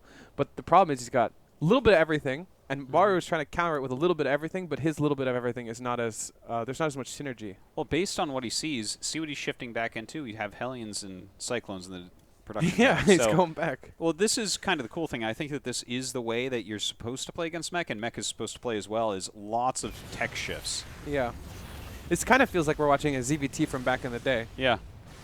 Or a ZVP, rather, where you're just like throwing in like 20 mutas, and you're like, all right, it's muta time. And then they kill the Mutas, and you're like, all right, now we're going back to roaches. Like, you kind of look at what they've lost. Like, for instance, he's lost a lot of carriers, so he's like, all right, make Cyclones and Hellions again, yeah. right? Look at they're both doing it too, right? Like, we Yeah. don't see more carriers in production. We see Immortals and Disruptors, Yeah. and then we see Cyclones and Hellions. So we're just, like, going back, and then we'll probably start seeing carriers again Yeah. as soon as all the Thors die. I do find that I think if Stats was just a bit better at keeping his carrier count high, that would be really scary, right? Imagine that Stats is changing his army, but it's just the ground army, and he has those like 7 carriers, right? That's an extremely scary army because you have to respect it and build Thors. But Thors are just awful against everything on the ground. So yeah, the time that he lost the carriers is when he retook the bottom of the map and he killed like 2 bases with it. So it felt totally like a good totally use, No, right? I agree. So I think that a big part of the problem that we've seen is losing up here, right? Like he didn't have any defense up here. We've seen a lot of damage done down here several times as well. And of course we've seen these bases wiped out. And it's like little really cheap things like Blue Flame Hellions running in or just a few Cyclones that just run in and kill Nexus then get out of there. Right. It's, yeah. The one thing I think Stats could be doing a bit better, like Maru's doing it. Maru is everywhere, but Stats doesn't feel like he doesn't have as much vision as Maru does. Like we don't have, say, an observer here, or an observer here, or a pylon, or whatever. Like he's just kind of limited by what he sees, and I think a lot of the games where he started losing was just Maru showing up. And I don't think this should happen as much as it does. Yeah. Like he loses an observer and then he just doesn't build it again. What would you suggest? Okay, well, you can't make observers for 100,000 years here because he is scanning so much and killing a lot of observers. But what's a good way that we could keep some of these fringe bases? Because all the fighting goes towards the bottom later on. But, like, for instance, he took a lot of damage from running around the top side, like on this base, some of the others as well. How can we set this up? Like, a few cannons, a shield battery? For example, if you build a pylon here, probably not going to die for a really long time. Or maybe a little bit further back, like here, or whatever. And it gives you vision of the rocks. That's already something that it should be doing. Definitely right? agree with that. Just like little things like I do think you should actually rebuild some observers. Not all of them. I don't think you should just constantly be pumping them out. But building an observer every now and then, setting it here, like it's probably not going to die, honestly. Like most of the fighting is down here. Yeah. It just feels like there's so much of a question mark. Remember, like it just and Maru is really good at not doing that, by the way. Like you see him, he just periodically scans the middle. You're like, why would you do that? And then you see an army there, and you're like, what? He just has like a Jedi mind tricks on where the Protoss army is. Yeah. At this point, though, I definitely would give Stats an upper hand, although the army supply would say no. Well, this game is getting so crazy at this point. And it turns in, like, this end game is... So maybe not. Archons. Now that's how you know you're fucked. Yeah. Okay? It's so funny. Archons against Mech. Yeah, once you start building Archons, you know you're in trouble. Because those do not do anything, basically. Look at how many shots this Archon gets off of on the Mech. I don't think we've got 0 kills so far on all Archon 3. versus Cyclone seems kind of silly. All right, how many shots? He's got 2? 3? And... Give him time, he's just warming up. Oh. 1 dies. So they had 3 shots off, and then 1 died. They're actually just so bad. And Maru honestly made a mistake. When those Archons attack your army, that's just never supposed to happen. At this point, Maru doesn't care that they're attacking. It's interesting to see the Hellion count grow like this as well. Like, obviously, he's very low on you know what's gas. amazing? Watching Hellions kill Stalkers. Yeah. This just never happens in a StarCraft He's got game. so many that you add up all that splash, and it's like, oh yeah, that is why? real. Why did he do that? Does anybody know why Maru did that? There was no disruptor there when he did it. Yeah, I think it was to the tank. Stalkers could just back up. Yeah, like, that's true. That is oh, true. that's funny. What a game. This is actually one of the best games of the year, I think. Yeah. Certainly. The one game I like more so far is the is it Maru versus Neeb? Oh, at WSG? That was such a good game. It was such an well, insane it was like the best standard late game that I might have ever seen. Yeah, they were both which just is why amazingly. it was really cool. Yeah, I love standard late games. It's just really fun to see the back. Yeah, and this forth. is a very good game for a totally different reason. Yeah.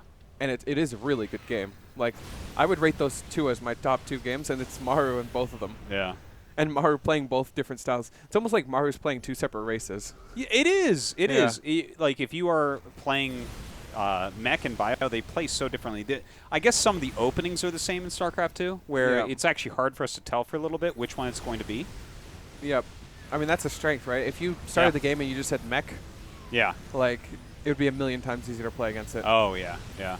That's why people like Supernova, that's why people like Avillo or whoever you want to say, Mechers, they have hard time because it's just like they're limited by what they're known for. GuMiho is like the one exception I find, but he doesn't even play Mech. He plays GuMiho. Yeah. Well, I don't know how to explain it. It's literally its own style of Mech. well, we're going to be able to explain it coming up next because Oh, we have yeah. 3 of his games. Awesome. So this was Maru's version of Mech. Okay, it's kind of like a lot of it is battle Mech. I'm mesmerized by Hellions killing Stalkers. It's just amazing. Yeah. How in the world is it not 3-3, by the way? Well, his economy has been bruised quite a bit this game, to be fair. Do you think it matters that he's not 3-3? It doesn't matter as much because Mech does shoots much shields. slower and does higher bursts, so armor is not nearly as important as it is against Bio. I agree. Yeah, I mean, he's got the important stuff. If he wasn't +3 attack, we would know it, you know? Yeah. Like, the carriers are 2-2 with his shields.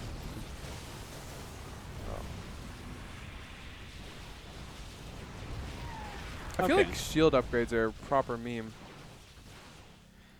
They don't scale well. They don't. Protoss upgrades just don't scale well. You say anything else you want about them. All right, I think we've seen enough. Yeah. Amazing game, really, truly an amazing game.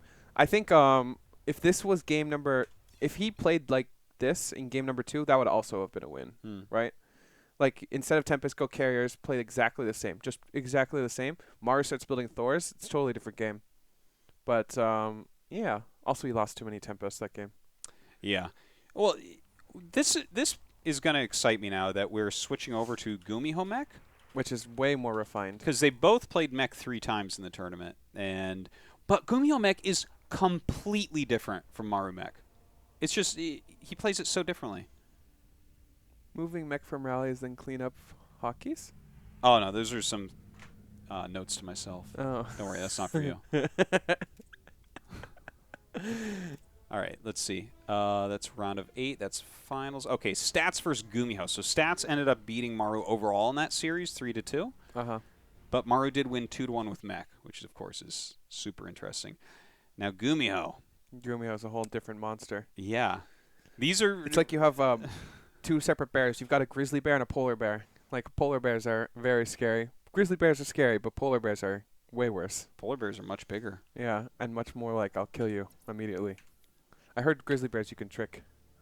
By puffing up your jacket It's or either something puffing like up or that? playing dead. Polar bears don't care, okay? No, they don't Polar care at bears all. kill like sea lions and stuff, okay? They do not care. And that's what GuMiho I don't know if is. sea lions are the most scary thing, but okay. They're literally Go with it. lions in the sea. Let's jump over to. They have to be GuMiho scary. space. Yeah. They don't call them sea cats. They're sea lions. Nor sea cows, Yeah. which are really not scary at all. Sea cows. I don't think that would be very scary. Oh my god. Okay, so it takes a little bit for us to see that this is Mech as well. That seems to be pretty normal, and again is probably a very good still thing, like you said. really interested on certain Terran players building bunkers and not building bunkers. Like, I don't know. There's got to be some kind of game I'm not understanding, because it feels like it's too planned out for me not to understand it. You know what I mean? Yeah. Like, there has to be more reasons to not build bunkers or to build bunkers. 'Cause to me, it feels kind of random, but I know it's not. You know what I mean? Yeah. I'm sure that every Terran has a thought process and a decision tree that they go through. Mm-hmm. I'm not entirely sure. It's, Maybe it's we should really ask Juan. complex. I'm going to ask Juan, actually. Yeah. That's a good point. Because there has to be something there. And it's not a simple thing, because I don't know it. No, it's certainly. I just build a bunker Because every game. there's things like that with every race where it's like, oh, are you going to put your pile on the low ground against Terran? Like, yeah. well, Like, some of I those think things you are even more should, dissectable yeah. than this, because this is just something people do and don't do randomly. It feels like, again, it feels like it's random, but it can't Yeah. be. Yeah. Okay, so he got in and scouted this. He saw that Cloak is on the way.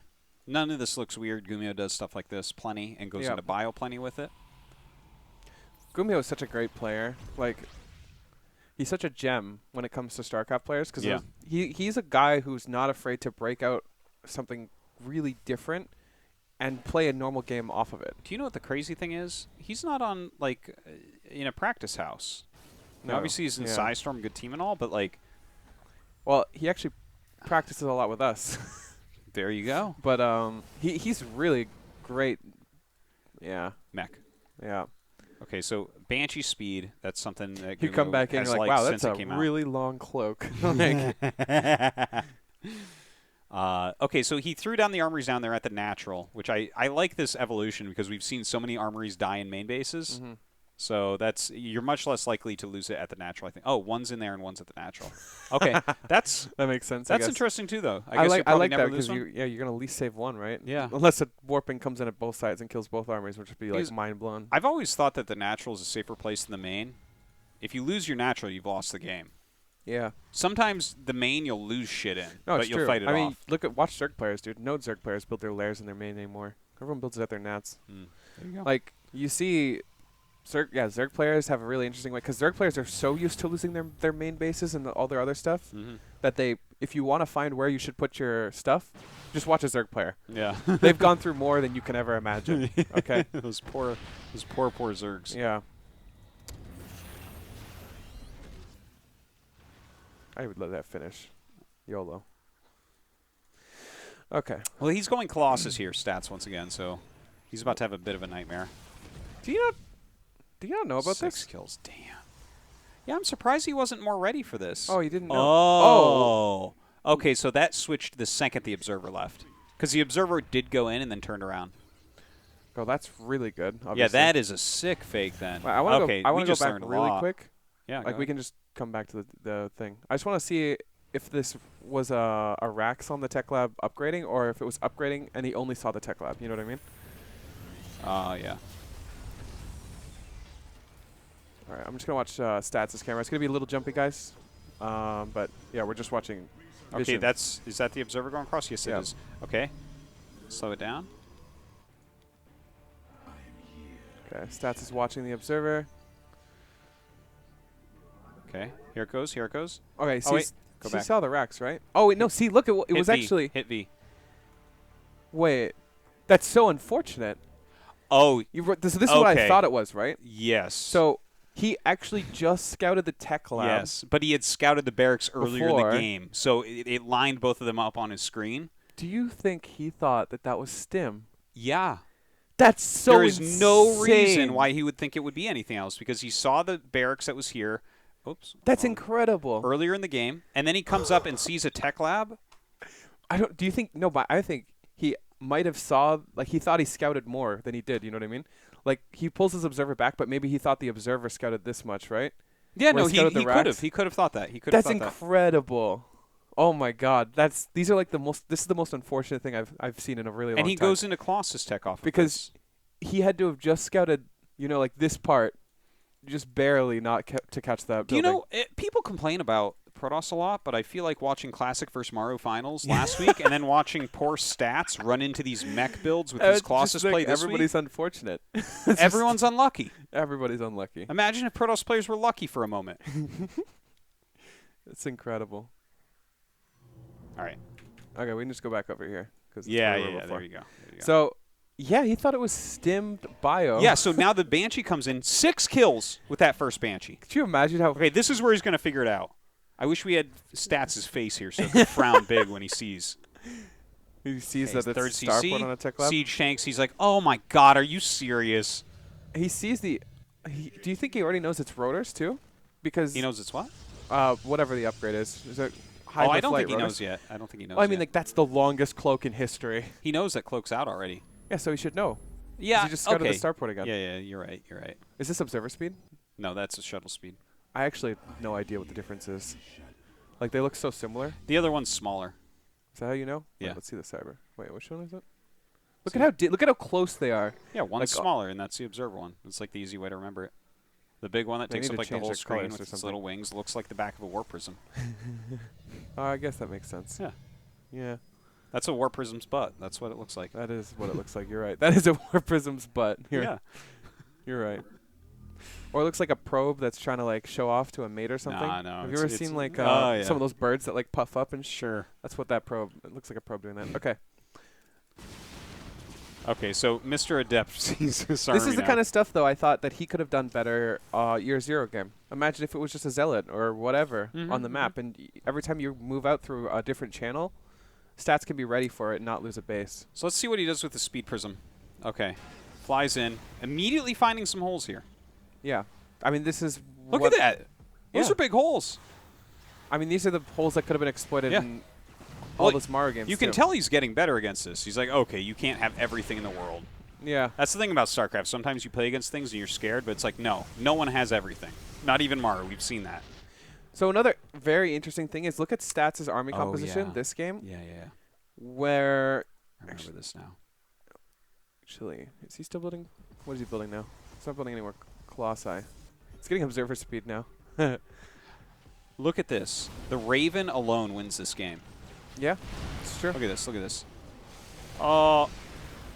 He just disabled a Colossus twice, by the Yeah, way. he did.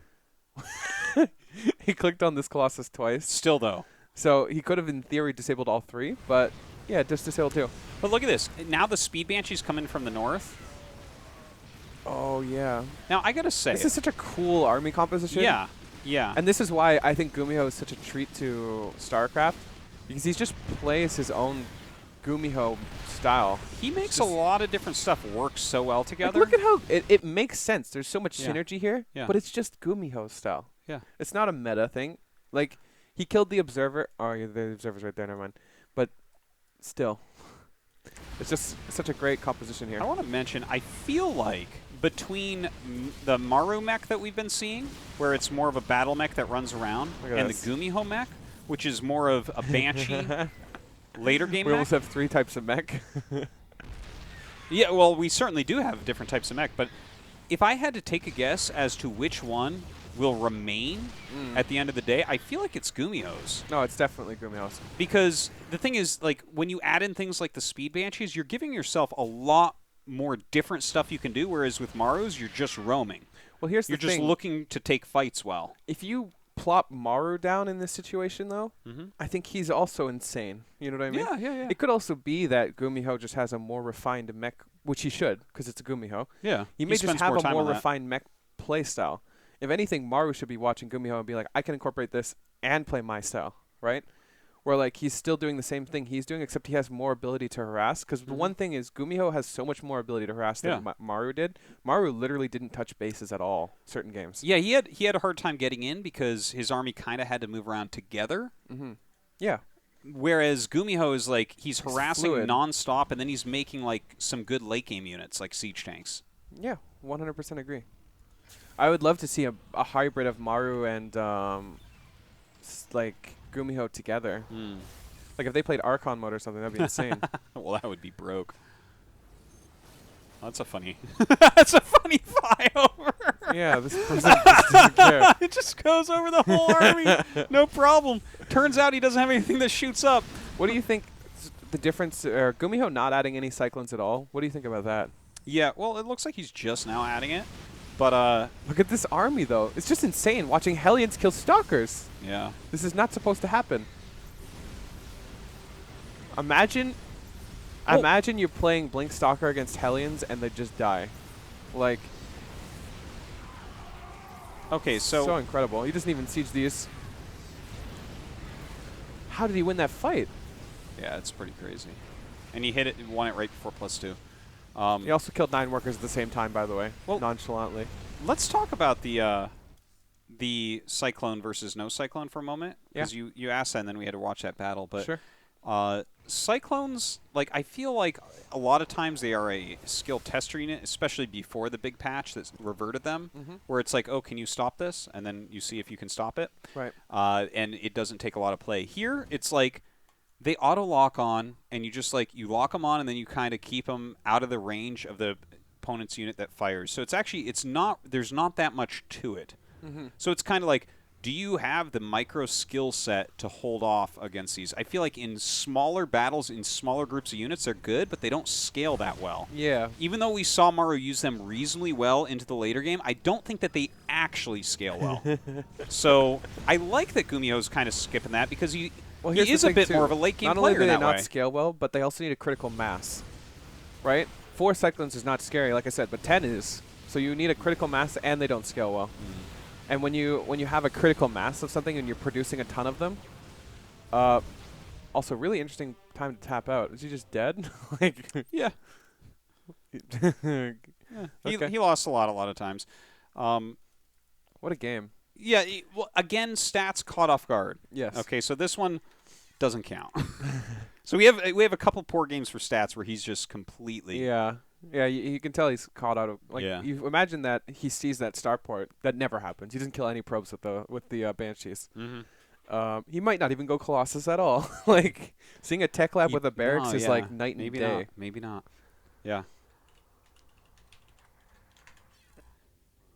So that was the only game of Mech against Stats. Now there's 2 games from the finals. I need to mention that GuMiho played against Parting on Kairos Junction in the round of 4.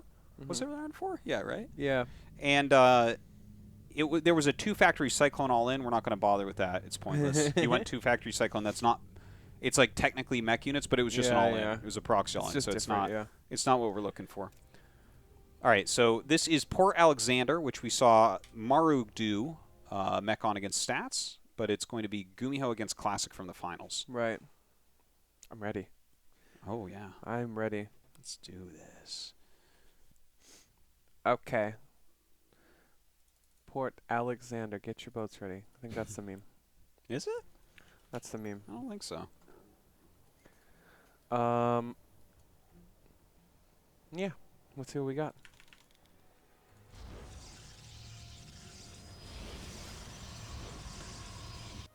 So, early game mech feels like it's really important to identify what it is, because there's, like we said, there's multiple types of mech, and battle mech versus tank like passive mech is a very different thing. Yeah. And also banshees are really scary, apparently, especially if you're playing GuMiho. So we just watched stats, correct?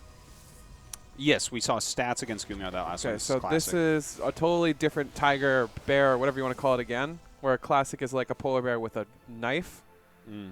So he's a polar bear in a beret. yeah, this is very scary.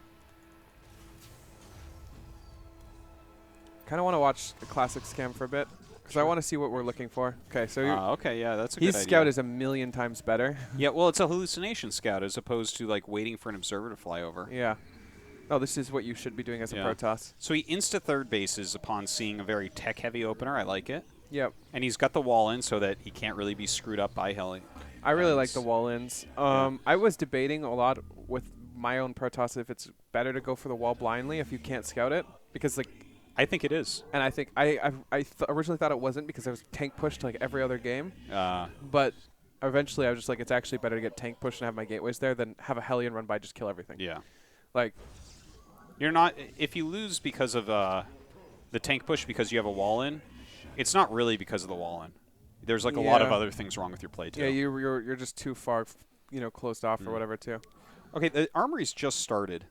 Can we see if he knows if it's Mech right now? Because there's only one factory. So this is the first sign that we're 100% sure that it's going to be Mech, and he hasn't seen it yet. But what's this red thing right here about to come in? Observer. Okay, so just check his vision real quick. Yeah, he doesn't know for sure. He knows his third base. That's about it. He's already. Okay, here's a hallucination. Here's the 100% scout, right? That's it, right there. Yeah, just saw 2 factories. He would have clicked on one of those, I'm sure. He builds a cannon immediately too. Look at this. Yeah. He wanted to build one there, but he doesn't have a Anti-Banshee. pylon. Like, this is basically just stats if you scouted better. Like, yeah, if you got a luckier scout. It's actually insane to see how good Classic is at scouting, because he just has so much vision, so much intel already. It's insane. He's focused on it a lot, and he's been roaming his units around quite a bit as well. Okay, here comes the Look first at this. Banshee. The observer is already here, though. Like, that's great. He's doing a great job. What is his probe count? Units. 55 to 54. Where's production? Press D. There you go. All right, let's Let's go to everybody's vision again. But yeah, Classic is doing a really, really good job of like having vision where he needs it. And this observer also hasn't died somehow, and there's like ravens and Yeah. Now, he would have seen from the round of 8 day GuMiho's Speed Banshee mech against Stats. Against Stats, yeah. Literally so the last game we watched. Yeah, you and would have saw that. like you mentioned, he scouted already and saw that it was Mech and instantly put up the cannons. Obviously, some anti-Banshee tech there. Right. Speed Banshee's not done yet, but GuMiho is going for this same type of style. Lots of Hellions, lots of Banshees. Yeah, this is basically a copy-paste of last game. Yeah. But I just feel like this game has gone. This is what Stats game could have been if he had scouted the starport. Like, this is just so much more fluid. He's got way more control. He didn't lose any probes to the Banshee harass. This is another reason why the wall is really nice, by the way. He did just warp in, though, so... Oh. Well, that's unfortunate. Oops. Now he goes in, he's like, shh. Oh, look at that! That's clutch. That was great. Okay. So let's look at what GuMiho is up to here. He's setting up a really great SimCity outside his third base. He's actually got turrets up. Look at that. This is like, you know, the stuff we were giving Maru trouble for, GuMiho already does. And here comes the Prism. Already, though, I feel like Classic has had so much more time to breathe than every other mech game so far we've watched. All of them. It's because of how early you scout it. Because Right. if you don't know that it's coming, you have to kind of prepare for a Marine-based attack. I'm finding that more and more people are doing this thing. Oh, just Where set they it? just wait the Prism for like a good opportunity. Yeah. I always was a person just send it immediately, but it's so much better if you wait for an opportunity. The higher level you get, the more important that becomes. Yeah, I'm going to start doing that more because I don't do it as much as I should.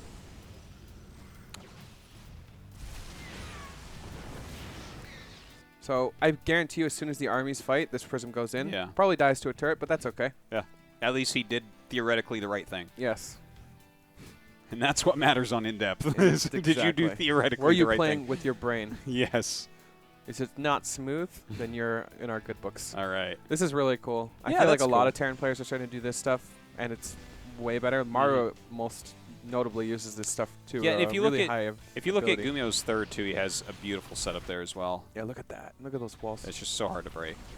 But this buys him a ton of time to get into a better position. The Prism die? Yeah, it Probably. did.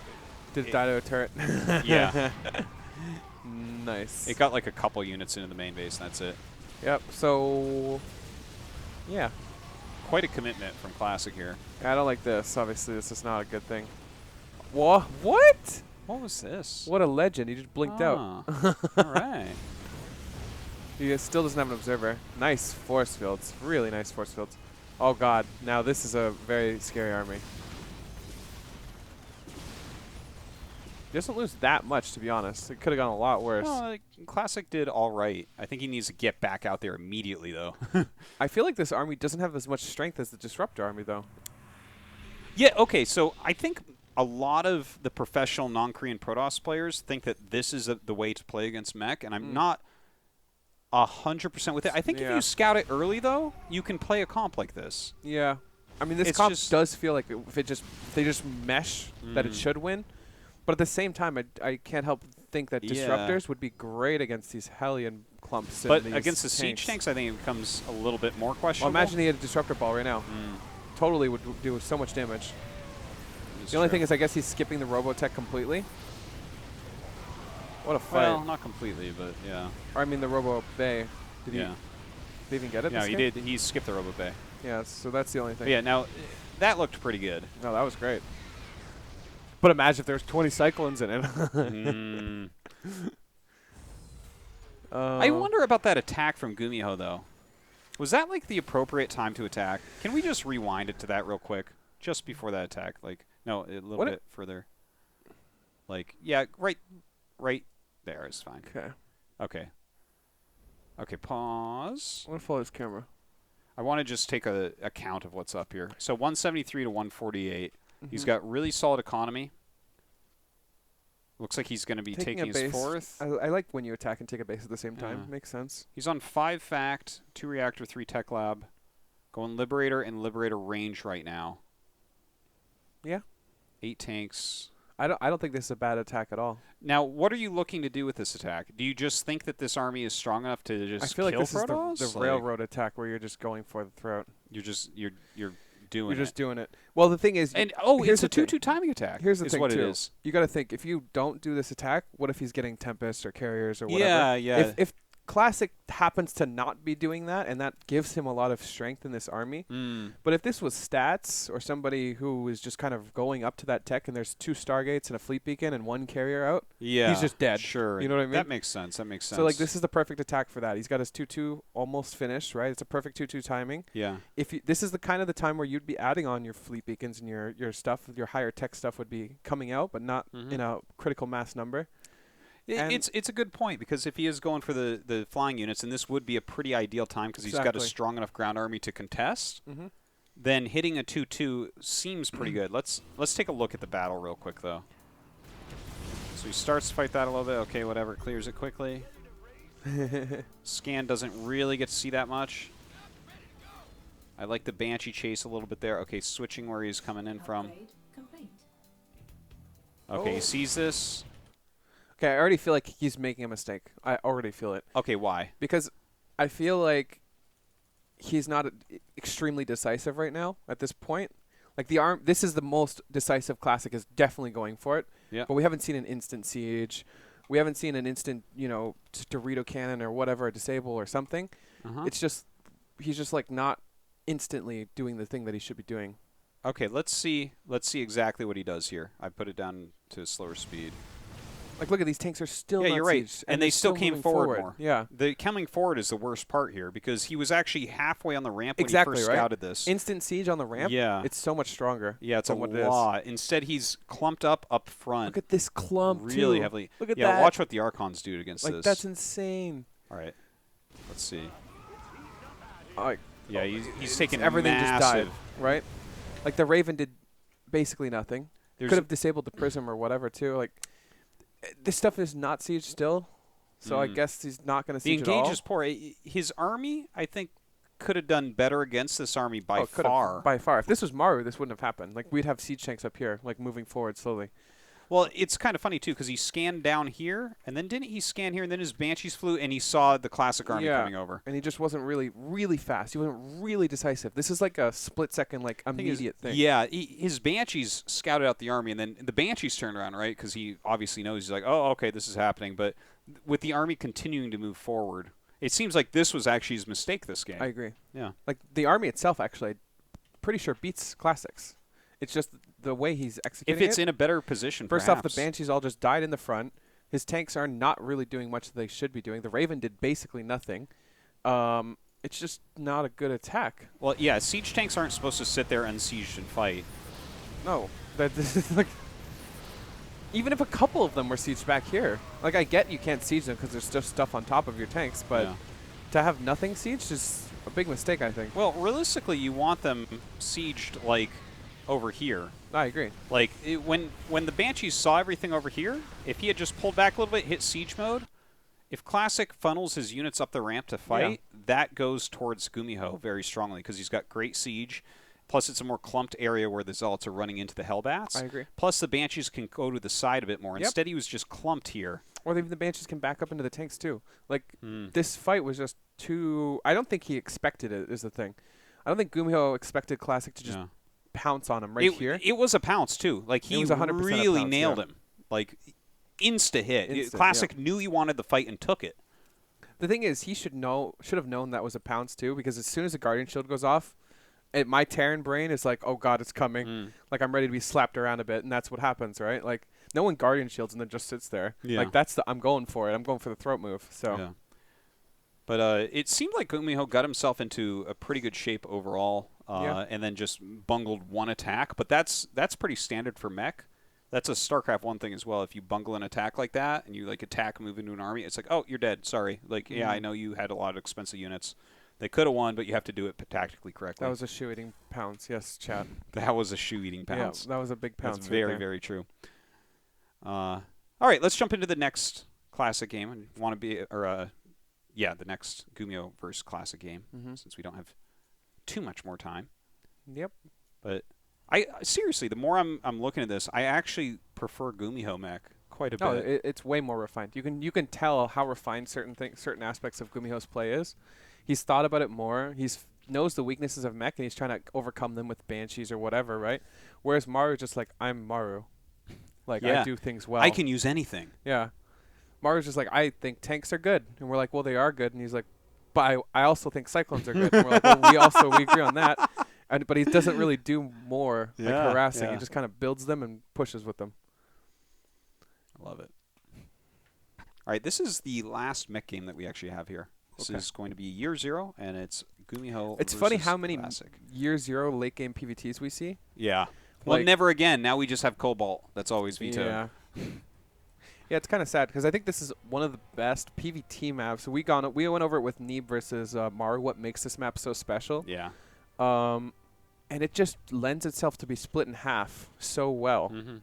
And I think And that just the way that battles shift up Yeah. and down the map is super cool.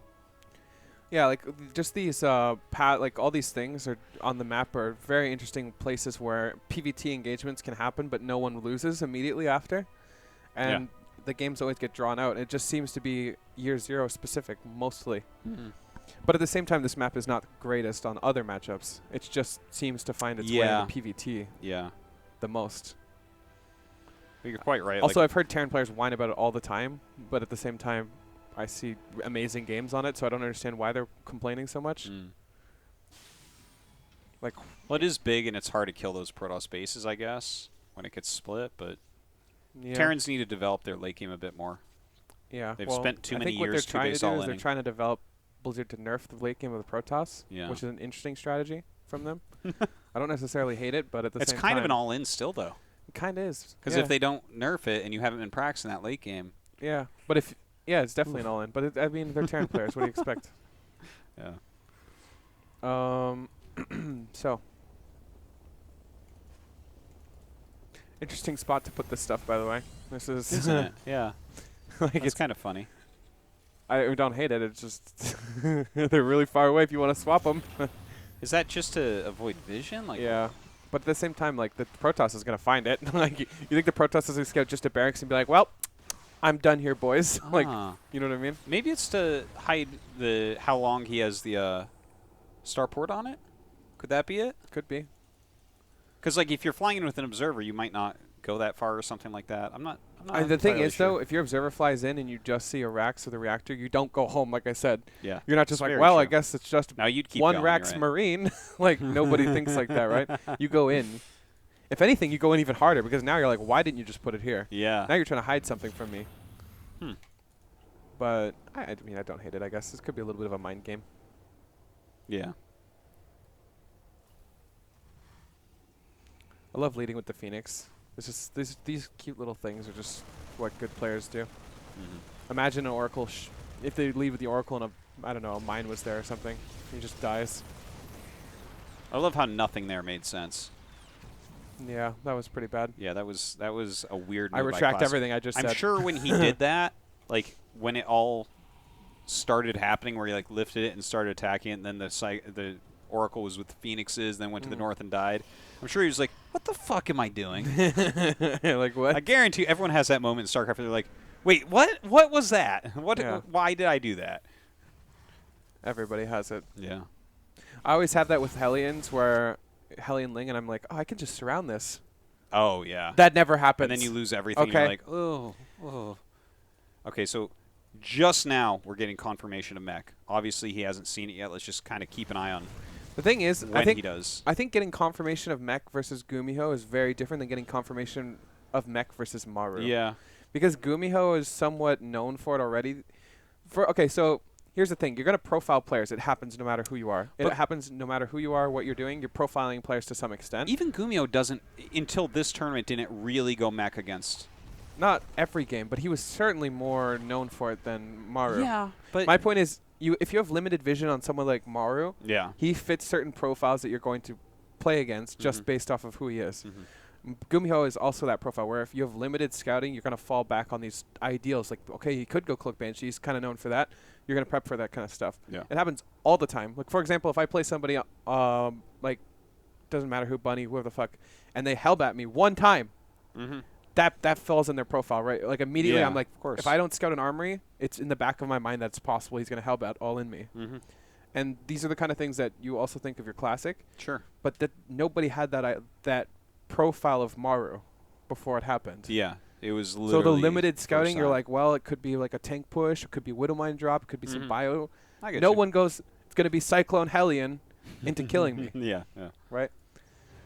So even if you don't have full scouting against someone like GuMiho, Yeah. you're And probably going to fall into these profiles that he's plus, he's already possibly gonna mech'd do you some of these today. things. And he's Yeah. already mech'd other times as well today.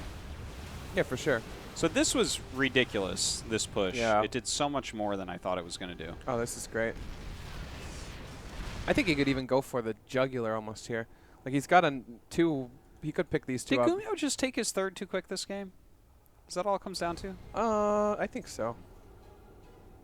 Also, there wasn't anything really supporting it. Like, not only Yeah. did he not take it, but he also didn't move his army down. Also, it was kind of a funky amount of units from Classic to have that many Stalkers right now and use all those air units and just run forward. That's actually like what he was known for at the beginning of last year as well, was moves like that. Yeah. Where he's like, oh, I made 3 gates before my third Nexus, and here we go. And Those are the kind of moves you're like, what the fuck is this guy doing? Like, yeah. this makes no sense. But Why do you have so much? yeah. Like, this is what should have been here, right? Like, Yeah. this just wasn't here for that He would first have. push. He actually might have won the game if he had spread like that, though.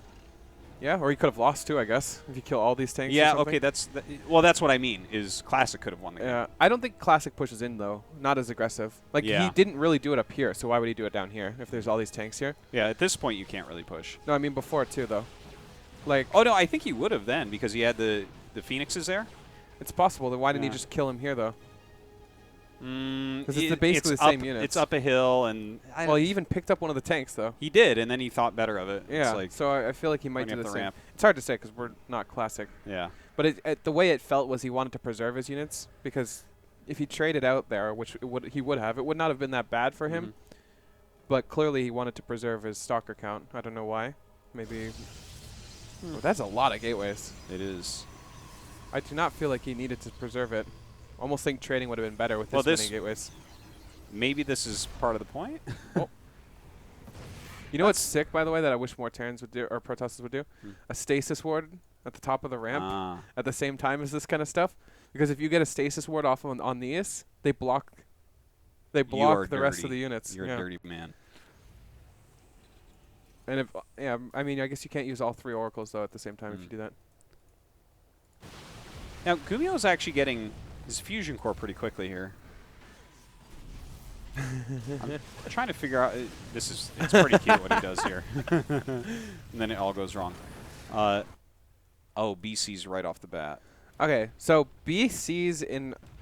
I feel like we could couple some of these Classic versus Maru games in here because there was not really mech, but had mech tendencies like the BCs.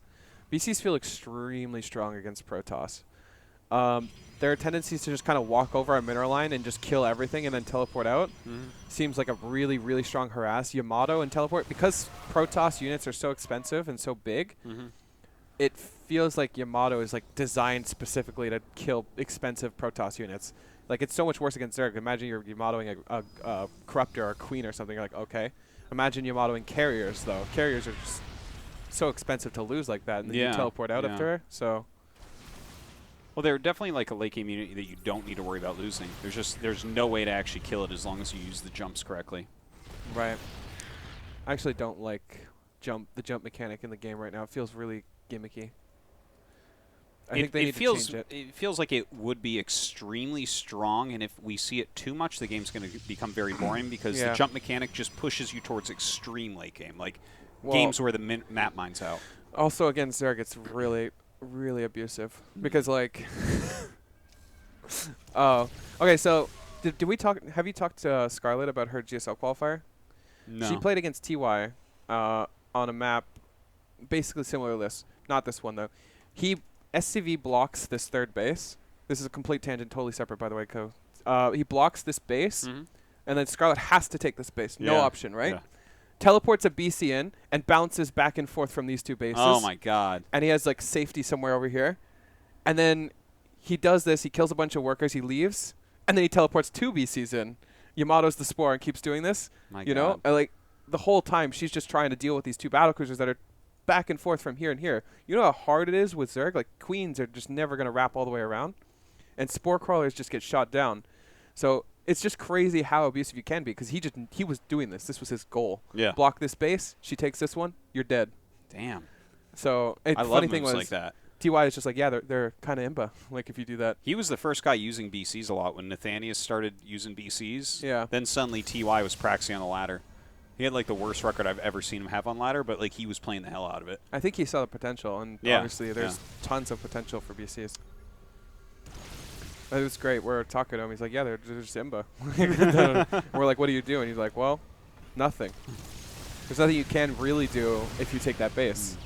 So your options are don't take a third or don't take that base. So GuMiho's set up here. I mean, a nice little wall and everything. He's sewn up pretty tight. Yeah. So far, Classic's trades have been really sick all game, though. He does have the BC down at the bottom right. All right, this is what I was talking about, by the way. Like, it did... Nice blink. Love it. Patience. That was beautiful. I love that every bad blink has become patience. It has to be. There's literally no other player that has that characteristic of them. Funny thing is, half of his blinks look terrible, but they still do stuff somehow. Yeah. Stalker, good unit. This game feels very different from the other GuMiho games. Obviously, we don't see the Speed Banshee type of play. That's what feels different. Because it's no longer harassment with Speed Banshees. Instead, he's playing a little bit more reactively, a little bit more turtly, and utilizing BCs. Well, the Tempests were down there. You don't want to lose it, right? He just like flies over here. It has teleport, just like the other games. I kind of wish he would have just gone for one. Why do you think, though, that this was kind of not aimed? Oh, we might get one actually. Oh, that's a big upgrade to get. There you go. Against BCs. Why do you think he went for? Like, is this a map thing that the Speed Banshees aren't quite as good here? No, because they have room to run away, but it's probably more of a Classic thing. Like he did Banshees that one game, right? It got shut down really hard. Like, okay, so this is what I was talking about, by the way. BCs are so sick at just like floating over top of a base and just killing workers. Oh, big mistake there. Yeah. I've never seen a battlecruiser doing its animation and then dying. Teleport is such a cool thing. Oh, it's a dead warp prism. Ooh, if only it was that one. Is that another warp prism? Soon. 3 warp prisms. Jeez. That's a lot of prisms. And you said 2, he's building 3. Yeah. Well, he knew one was going to get Yamoto'd. He's good. I like it. I really like how... I feel like Classic in general is just... feels like he's way more refined against Mech than Stats was. Yeah. Like, all of... Stats was super not ready, man. I feel bad for him. Like, he really thought it was bio twice. It's not his fault either, because going into that game, it's almost impossible to prepare for Maru going Mech. He's played StarCraft for, like, 8 years and never shown once a Mech PvT. Yeah. Like, it just doesn't pop into your mind when you're prepping for... And Maru is one of those people you have to prep for the way he plays, because he's so scary, right? You can't just go in and be like, well, he could go Mech, I got to prep for that. No, you prep for Maru playing Maru, because Maru is going to defeat you. Yeah, right? well, he's better than you at everything, so you can't just sit there. You have to prep for him. What you were talking about, it still really strikes me as really accurate, the passivity of various openings. And how, like, Mech is going to win in a passive type of situation, right? So if you're playing passively against Mech, Mech's going to get to exactly what they want. But if you see someone like GSL Protoss Season 2 Group A with Patience playing against Mech, I mean, it's Patience. I feel like that's a guy you don't even want to use Mech against because he'll just attack you. Yeah. And we'll just decide right then if you win or lose.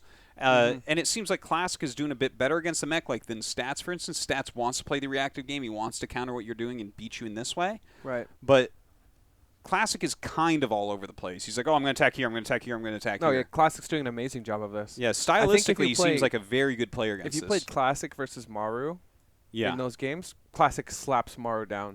Like, just slaps him down. This is actually a very good point. Okay, let's talk about that for a second, because Super Tournament was a week after GSL Protoss Finals between Maru and Classic. Do you think that Maru made Mech completely from whatever idea he had to perfectly refined during that week, or was he working on it and decided not to use it against Classic in the finals? He was probably working on it and decided not to use it against Classic. And it could be a stylistic type of thing as well. Yeah. Whereas he used it against Stats, the most passive Protoss player. That's the thing, right? It makes sense against Stats. It makes a ton of sense against Stats. Yeah. It's honestly probably something he's practiced more than we think. Possibly just to have in the back pocket for certain players. But there's no way we see it against Classic, I don't think. And we didn't. We would have saw it in GSL. If he was planning on doing it, he would have done it there. You know what I mean? Like if he thought, okay, this map's good for it or whatever, he would have done it. There's no way he just doesn't do it. He's like, I'm prepping with it, but I'll throw that out. Yeah. So clearly Classic has just more experience here. Just feels more well-rounded in general. Like he doesn't have those fights where Stats just like loses everything. He's taken all these bases. GuMiho hasn't really been on any pressure, even with battlecruisers. Even with the battlecruisers that did so much against Classic and GSL finals, they haven't done anything. You know? Not too much yet. Just feels like overall Classic is just better at playing against Mech. Like, look at his presence. This is the kind of stuff I was saying that Stats should have done if he had infinite mechanics, right? Yeah, it looks way more with it. He is kind of all over the place. Like, he has multiple prisms. He had 3 even, which is probably overkill. But he's hitting all sorts of different locations. He's also mass expanding.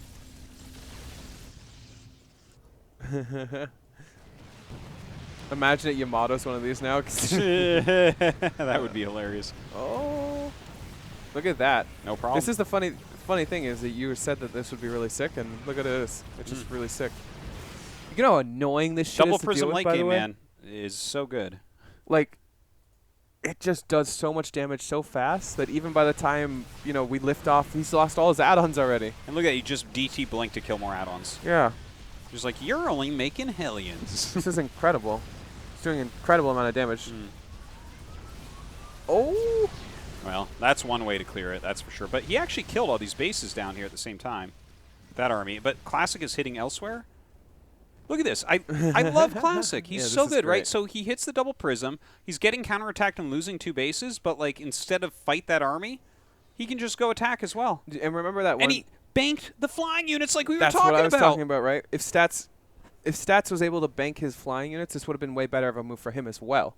Stats did basically the same thing, except he lost this portion of his army. This just didn't exist. So when this army started to die and he recalled it, he just didn't have anything at home to deal with the hammer, right? But this army is just really strong on its own. So he kind of has 2 components. He has his like slower, more passive units that he can keep himself from just dying. But he also has this like mobile, fluid army that's taking out bases.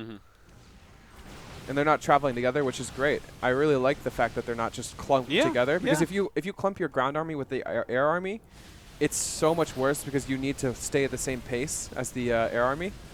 You can't just like walk away from your air army. It's just going to die. This is causing so many problems. And the thing is, if an army too big for either part of these armies comes, you run away. Yeah. I mean, this is great. He's doing a great job. Yeah. Wait, this game is just over. He's winning on both flanks, basically. Hold on. The Thors are coming.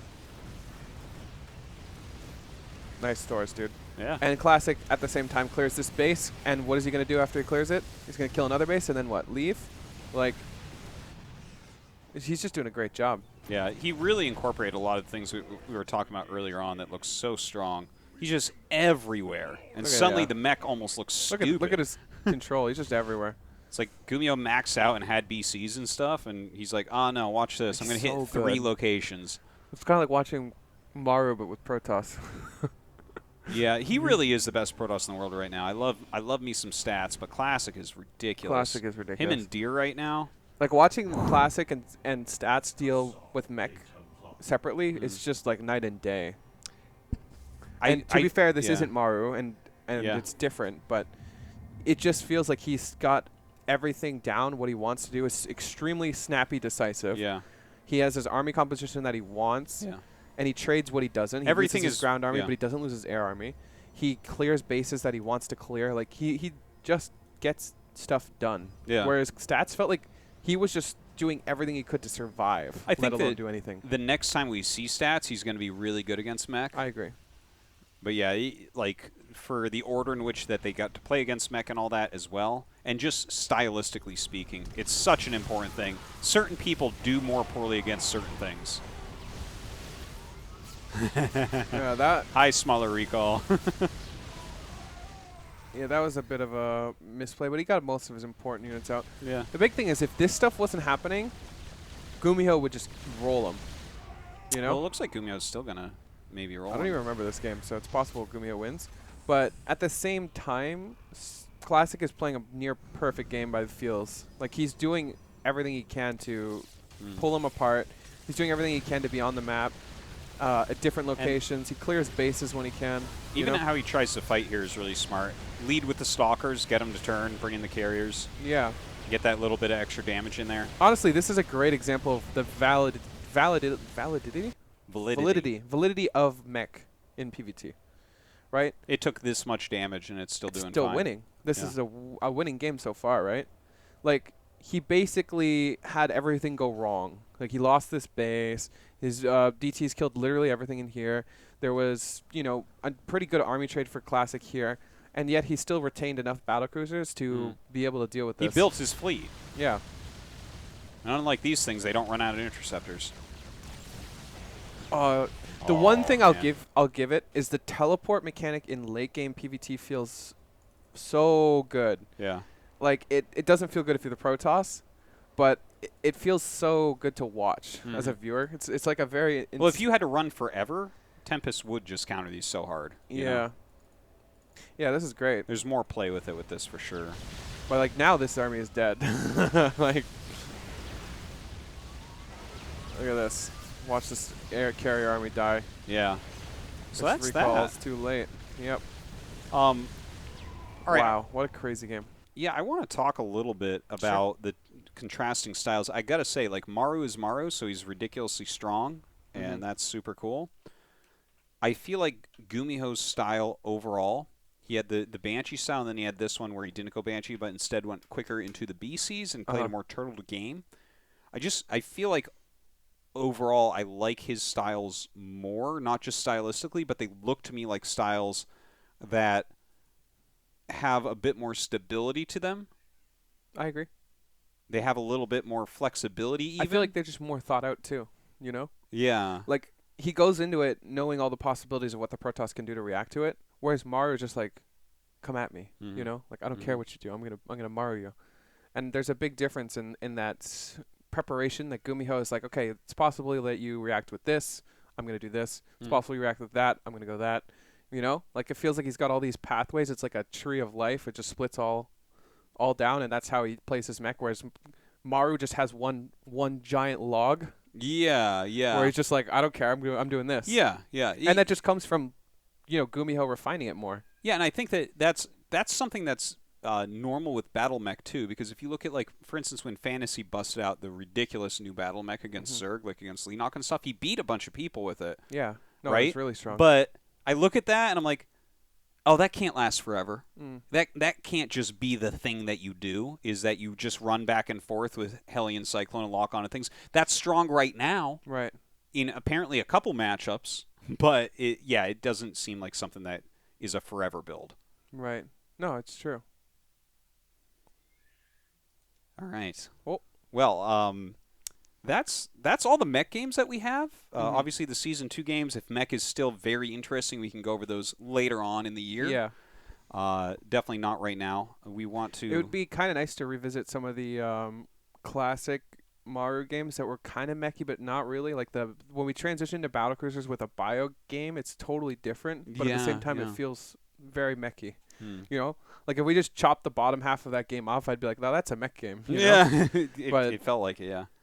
Yeah, it's extremely interesting. I want to see it develop more, and I think we will see it develop more, because clearly there's validity in it, like, as a play style. It's not just something that gets destroyed every time you know it's coming. Yeah, there's evidence that it's scouted. Classic plays near perfect game, honestly. Like, he really didn't make many mistakes. He was all over the map. Every time GuMiho had an opening, he had a prism in it. Like, he played a phenomenal game. Yeah, it seemed really good what he did. I'm actually kind of surprised that he lost, but BCs can be really, really scary, I guess. Yeah. If you get up to that critical mass. But I think we're going to start to close up a little bit here, Yeah. as it is getting a little bit later, and GSL Code S is tonight, so I got to get on that Sounds good relatively to me. soon. But we want to mention to you guys that we have a Patreon now. We do. Check it out, patreon.com/indepthsc2. We have a Discord, which I'm going to continually tweet out and stuff. Please join the Discord, and if you're a Patreon supporter, link your Patreon and Discord accounts, because you're going to get into certain channels here where you can ask questions and stuff. If you guys have some questions in the chat, please let them through this week. I think a lot of our supporters have not gotten in here yet. Yeah. Also, if you're not a Patreon, you can still join the Discord and talk. Yes. We're going to have some in-depth stuff there. If you're a pro gamer, feel free to join. We're going to have a pro gamer chat. It should be Yeah, pretty we'd cool like place to to be. we'd like to pick your guys' brains on some of the things where a lot of these things that we're talking about, we go back and forth on. We try to figure it out, and we want to hear it'd be from you great as to well. have some more pro gamer feedback on certain things. So if you're a pro gamer, feel free to join the Discord. We'll give you a special role. Yeah. As far as we have like a Patreon channel in here, and someone asked, Bombjin asks, what are your favorite Korean foods, favorite Western foods in Korea?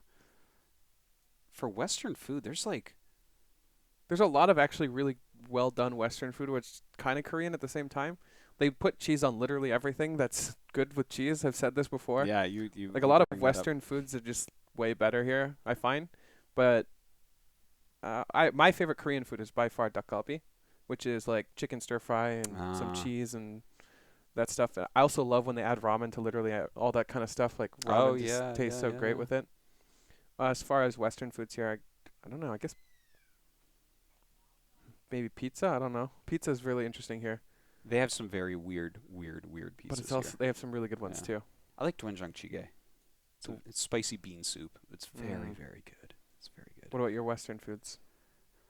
My favorite restaurant in Korea is actually a Louisiana restaurant it's the place I brought you to for my kid's birthday. Oh yeah. That place is awesome. Yeah, it was good. It was really good. It's called Lenny App. It's really good. It's in Boondong.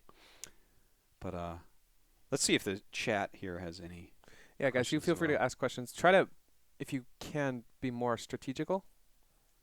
We'd like to answer some strategic questions if possible. Yeah, this has been really fun today, and really looking forward to the future of the show. We have a lot of things coming down the line that we're working on. So, yeah.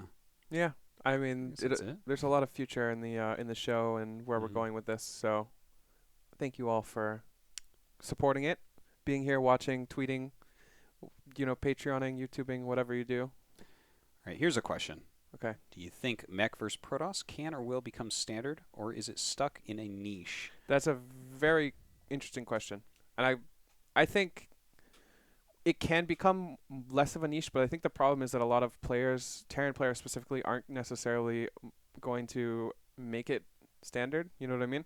I think some players it'll become a standard 50-50 or something like that, but not every player. Yeah. And for it to become like a standard, it really needs like widespread use. You know what I mean? Yes. Like I feel like there's maybe 2, maybe 3 Terrans that I can count on some mech games from. GuMiho, seems like Maru, like some of these players I could see going into it, but seems TY would probably be good. Taeyong, yes, TY would definitely do it. But there are certain Terrans that are just going to bio for life, For sure. And the reason why I said that is because there are some Terrans that bio for life in versus Zerg. Yeah. And if they don't mech in that matchup, they're not going to mech in PvP. Yeah, I think that's a pretty good analysis of that. What are safer openers to transition to mech in TVP? I think that we might be onto something with Maru doing mech against specifically Phoenix, because it's hard for someone to get aggressive after Phoenix. So if they're already having to play a bit of a passive game, that's going to help you to get into mech more. So it's almost more what they're doing than what you're doing at the moment. I mean, obviously you're going to want definitely Cyclone early, Siege Tank early are going to help you stay alive. Example, if you put yourself in that game against Patience or whatever where he's doing that huge Adept attack, you're just dead. If you're going to try and just mech blindly and take your third or whatever, you're just dead. So it depends on what they do. If they want to be really aggressive, you can't take your third. Obviously, you need to play with more tanks and more passively or whatever. So I guess the biggest thing is the vision and like how you take your third base.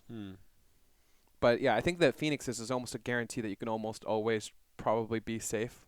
Like it's hard to go Phoenix and then just punch you with like a huge all-in. Yeah. Because it's such a techie thing you're investing a lot of money in. And if it is coming, it's very obvious, like a charge lot or an adept one.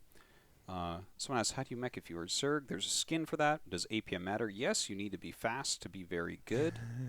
But it doesn't matter as much as some people tell you, and it doesn't matter as little as some people tell you. A lot of people are very dumb about APM. Like, why is he spamming at the beginning of the game or something like that? Yeah, there's a lot of people like that. Yeah. Warming up your hands actually helps you a lot in the games. Someone wants to know if you're going to make Code S again. Maybe. It's hard for me. I gotta get into that mindset that I really want it again and just play a ton. But it's doable. Yeah, I did it once. I can do it again. Someone says, Artosis, you have got a PhD in SC2. This is actually like a funny thing that I was thinking about a couple years ago. I was thinking like, If we based put on this time, yeah, me too. I think about this all the I time. would be like a doctor of medicine like 3 times at least based on how much time I've spent on StarCraft. Yeah, I think that too, but Yeah. on a lesser extent because I'm younger, I guess. Yeah, you'll get there, don't worry. Yeah, I'm finishing up my PhD. Maynard says one of the reasons Maru does so well on TVP is he will really take War Prisms more seriously than anyone else. He's making Vikings in his comp, even when there's no Colossus, and making more turrets than most Terrans. I think this puts him ahead of other Terrans in TVP understanding. I definitely think he understands it way better than everyone. That's some really good points, because I noticed this. I mentioned this a little bit that I saw. He was making Vikings. I'm like, there's not even Colossus or something? But yeah, I think you're right that it's against the Prisms specifically because everyone just ferries around. Right. So you can zone them back and make them land further back. For whatever reason, he puts more priority on that on his bio games than his mech games because like we just saw nothing for one of those mech games. He had no turrets, he had nothing, no Viking, nothing. So definitely he's more refined with his bio. But the additional turrets I think is super important. Whenever I see a Terran complaining and the Prism just flew in a naked base and warped in. Yep. What are you complaining about? I agree. The fact that you didn't make any defense and you expected him not to attack? That sounds silly. I agree 100%. Yeah. We'll take a couple more, and then we got to get going. Do I think Cyril has GSL ambitions? He doesn't. He said he hasn't. I think he'll participate if he's here, but at the same time, he's not going to go out of his way. I think it would be great if he did go out of his way. It would be really fun, but at this point, he only has things to lose. Here's another thing, guys. Everyone wants to be like, oh yeah, he'll come over here and win GSL. He won't win GSL. Okay, it's not going to happen. You're going to see some Protosses with some dirty builds going up against him. Terrans are also really scary in GSL. Like, I think something like his win rate against Korean Terran specifically was under 50% for a long time. Like. He could do really well. Don't get me wrong. I'm not going to say he's going out in the round of 32 or whatever. And he could win. He's good enough that he could win. But it's not like 100%. Where what you guys are saying. No. A lot of people say that. It's just like he'd come over here and win. Like it would be an unlikely thing, but it's possible. Yeah, probably Raynor would beat him in the finals. All right, we'll do one more quick question here. Who's my favorite up and coming player in SC2? That's a good question. Oh yeah, that's a good one. Let's take that one. I think one of the most obvious ones is Raynor, obviously, because he's just really in the news and stuff. But there's also players like Future and other really young players that have a lot of talent for their age and a lot of possibility. I think Future's really interesting because he's a Terran player, a young Terran player. Yeah, seems very smart too. Estrella is kind of an up and comer, but he's also really good. He's trying to do more full-time stuff, so I'm excited for that. That's as soon as someone goes full-time that wasn't full-time before but is already really good, that excites me a lot. Yeah, so those I are am the people excited about that are really exciting. So for for Future, it's the same because he's just too young. Raynor, like all these players are really sick. Yeah. I'm sorry if I didn't mention you, but yeah, guess you're not notable enough. Okay, I think that is going to do it for us for today. Yep. Guys, again, thank you for watching. Please check out the VODs for all the episodes and our Patreon, patreon.com/indepthsc2. We're going to make content every week, guys. Yeah. So see you next week. Also, GSL is tonight, so go watch that. That's right. Okay. That is it. Thanks, guys. We'll see you later.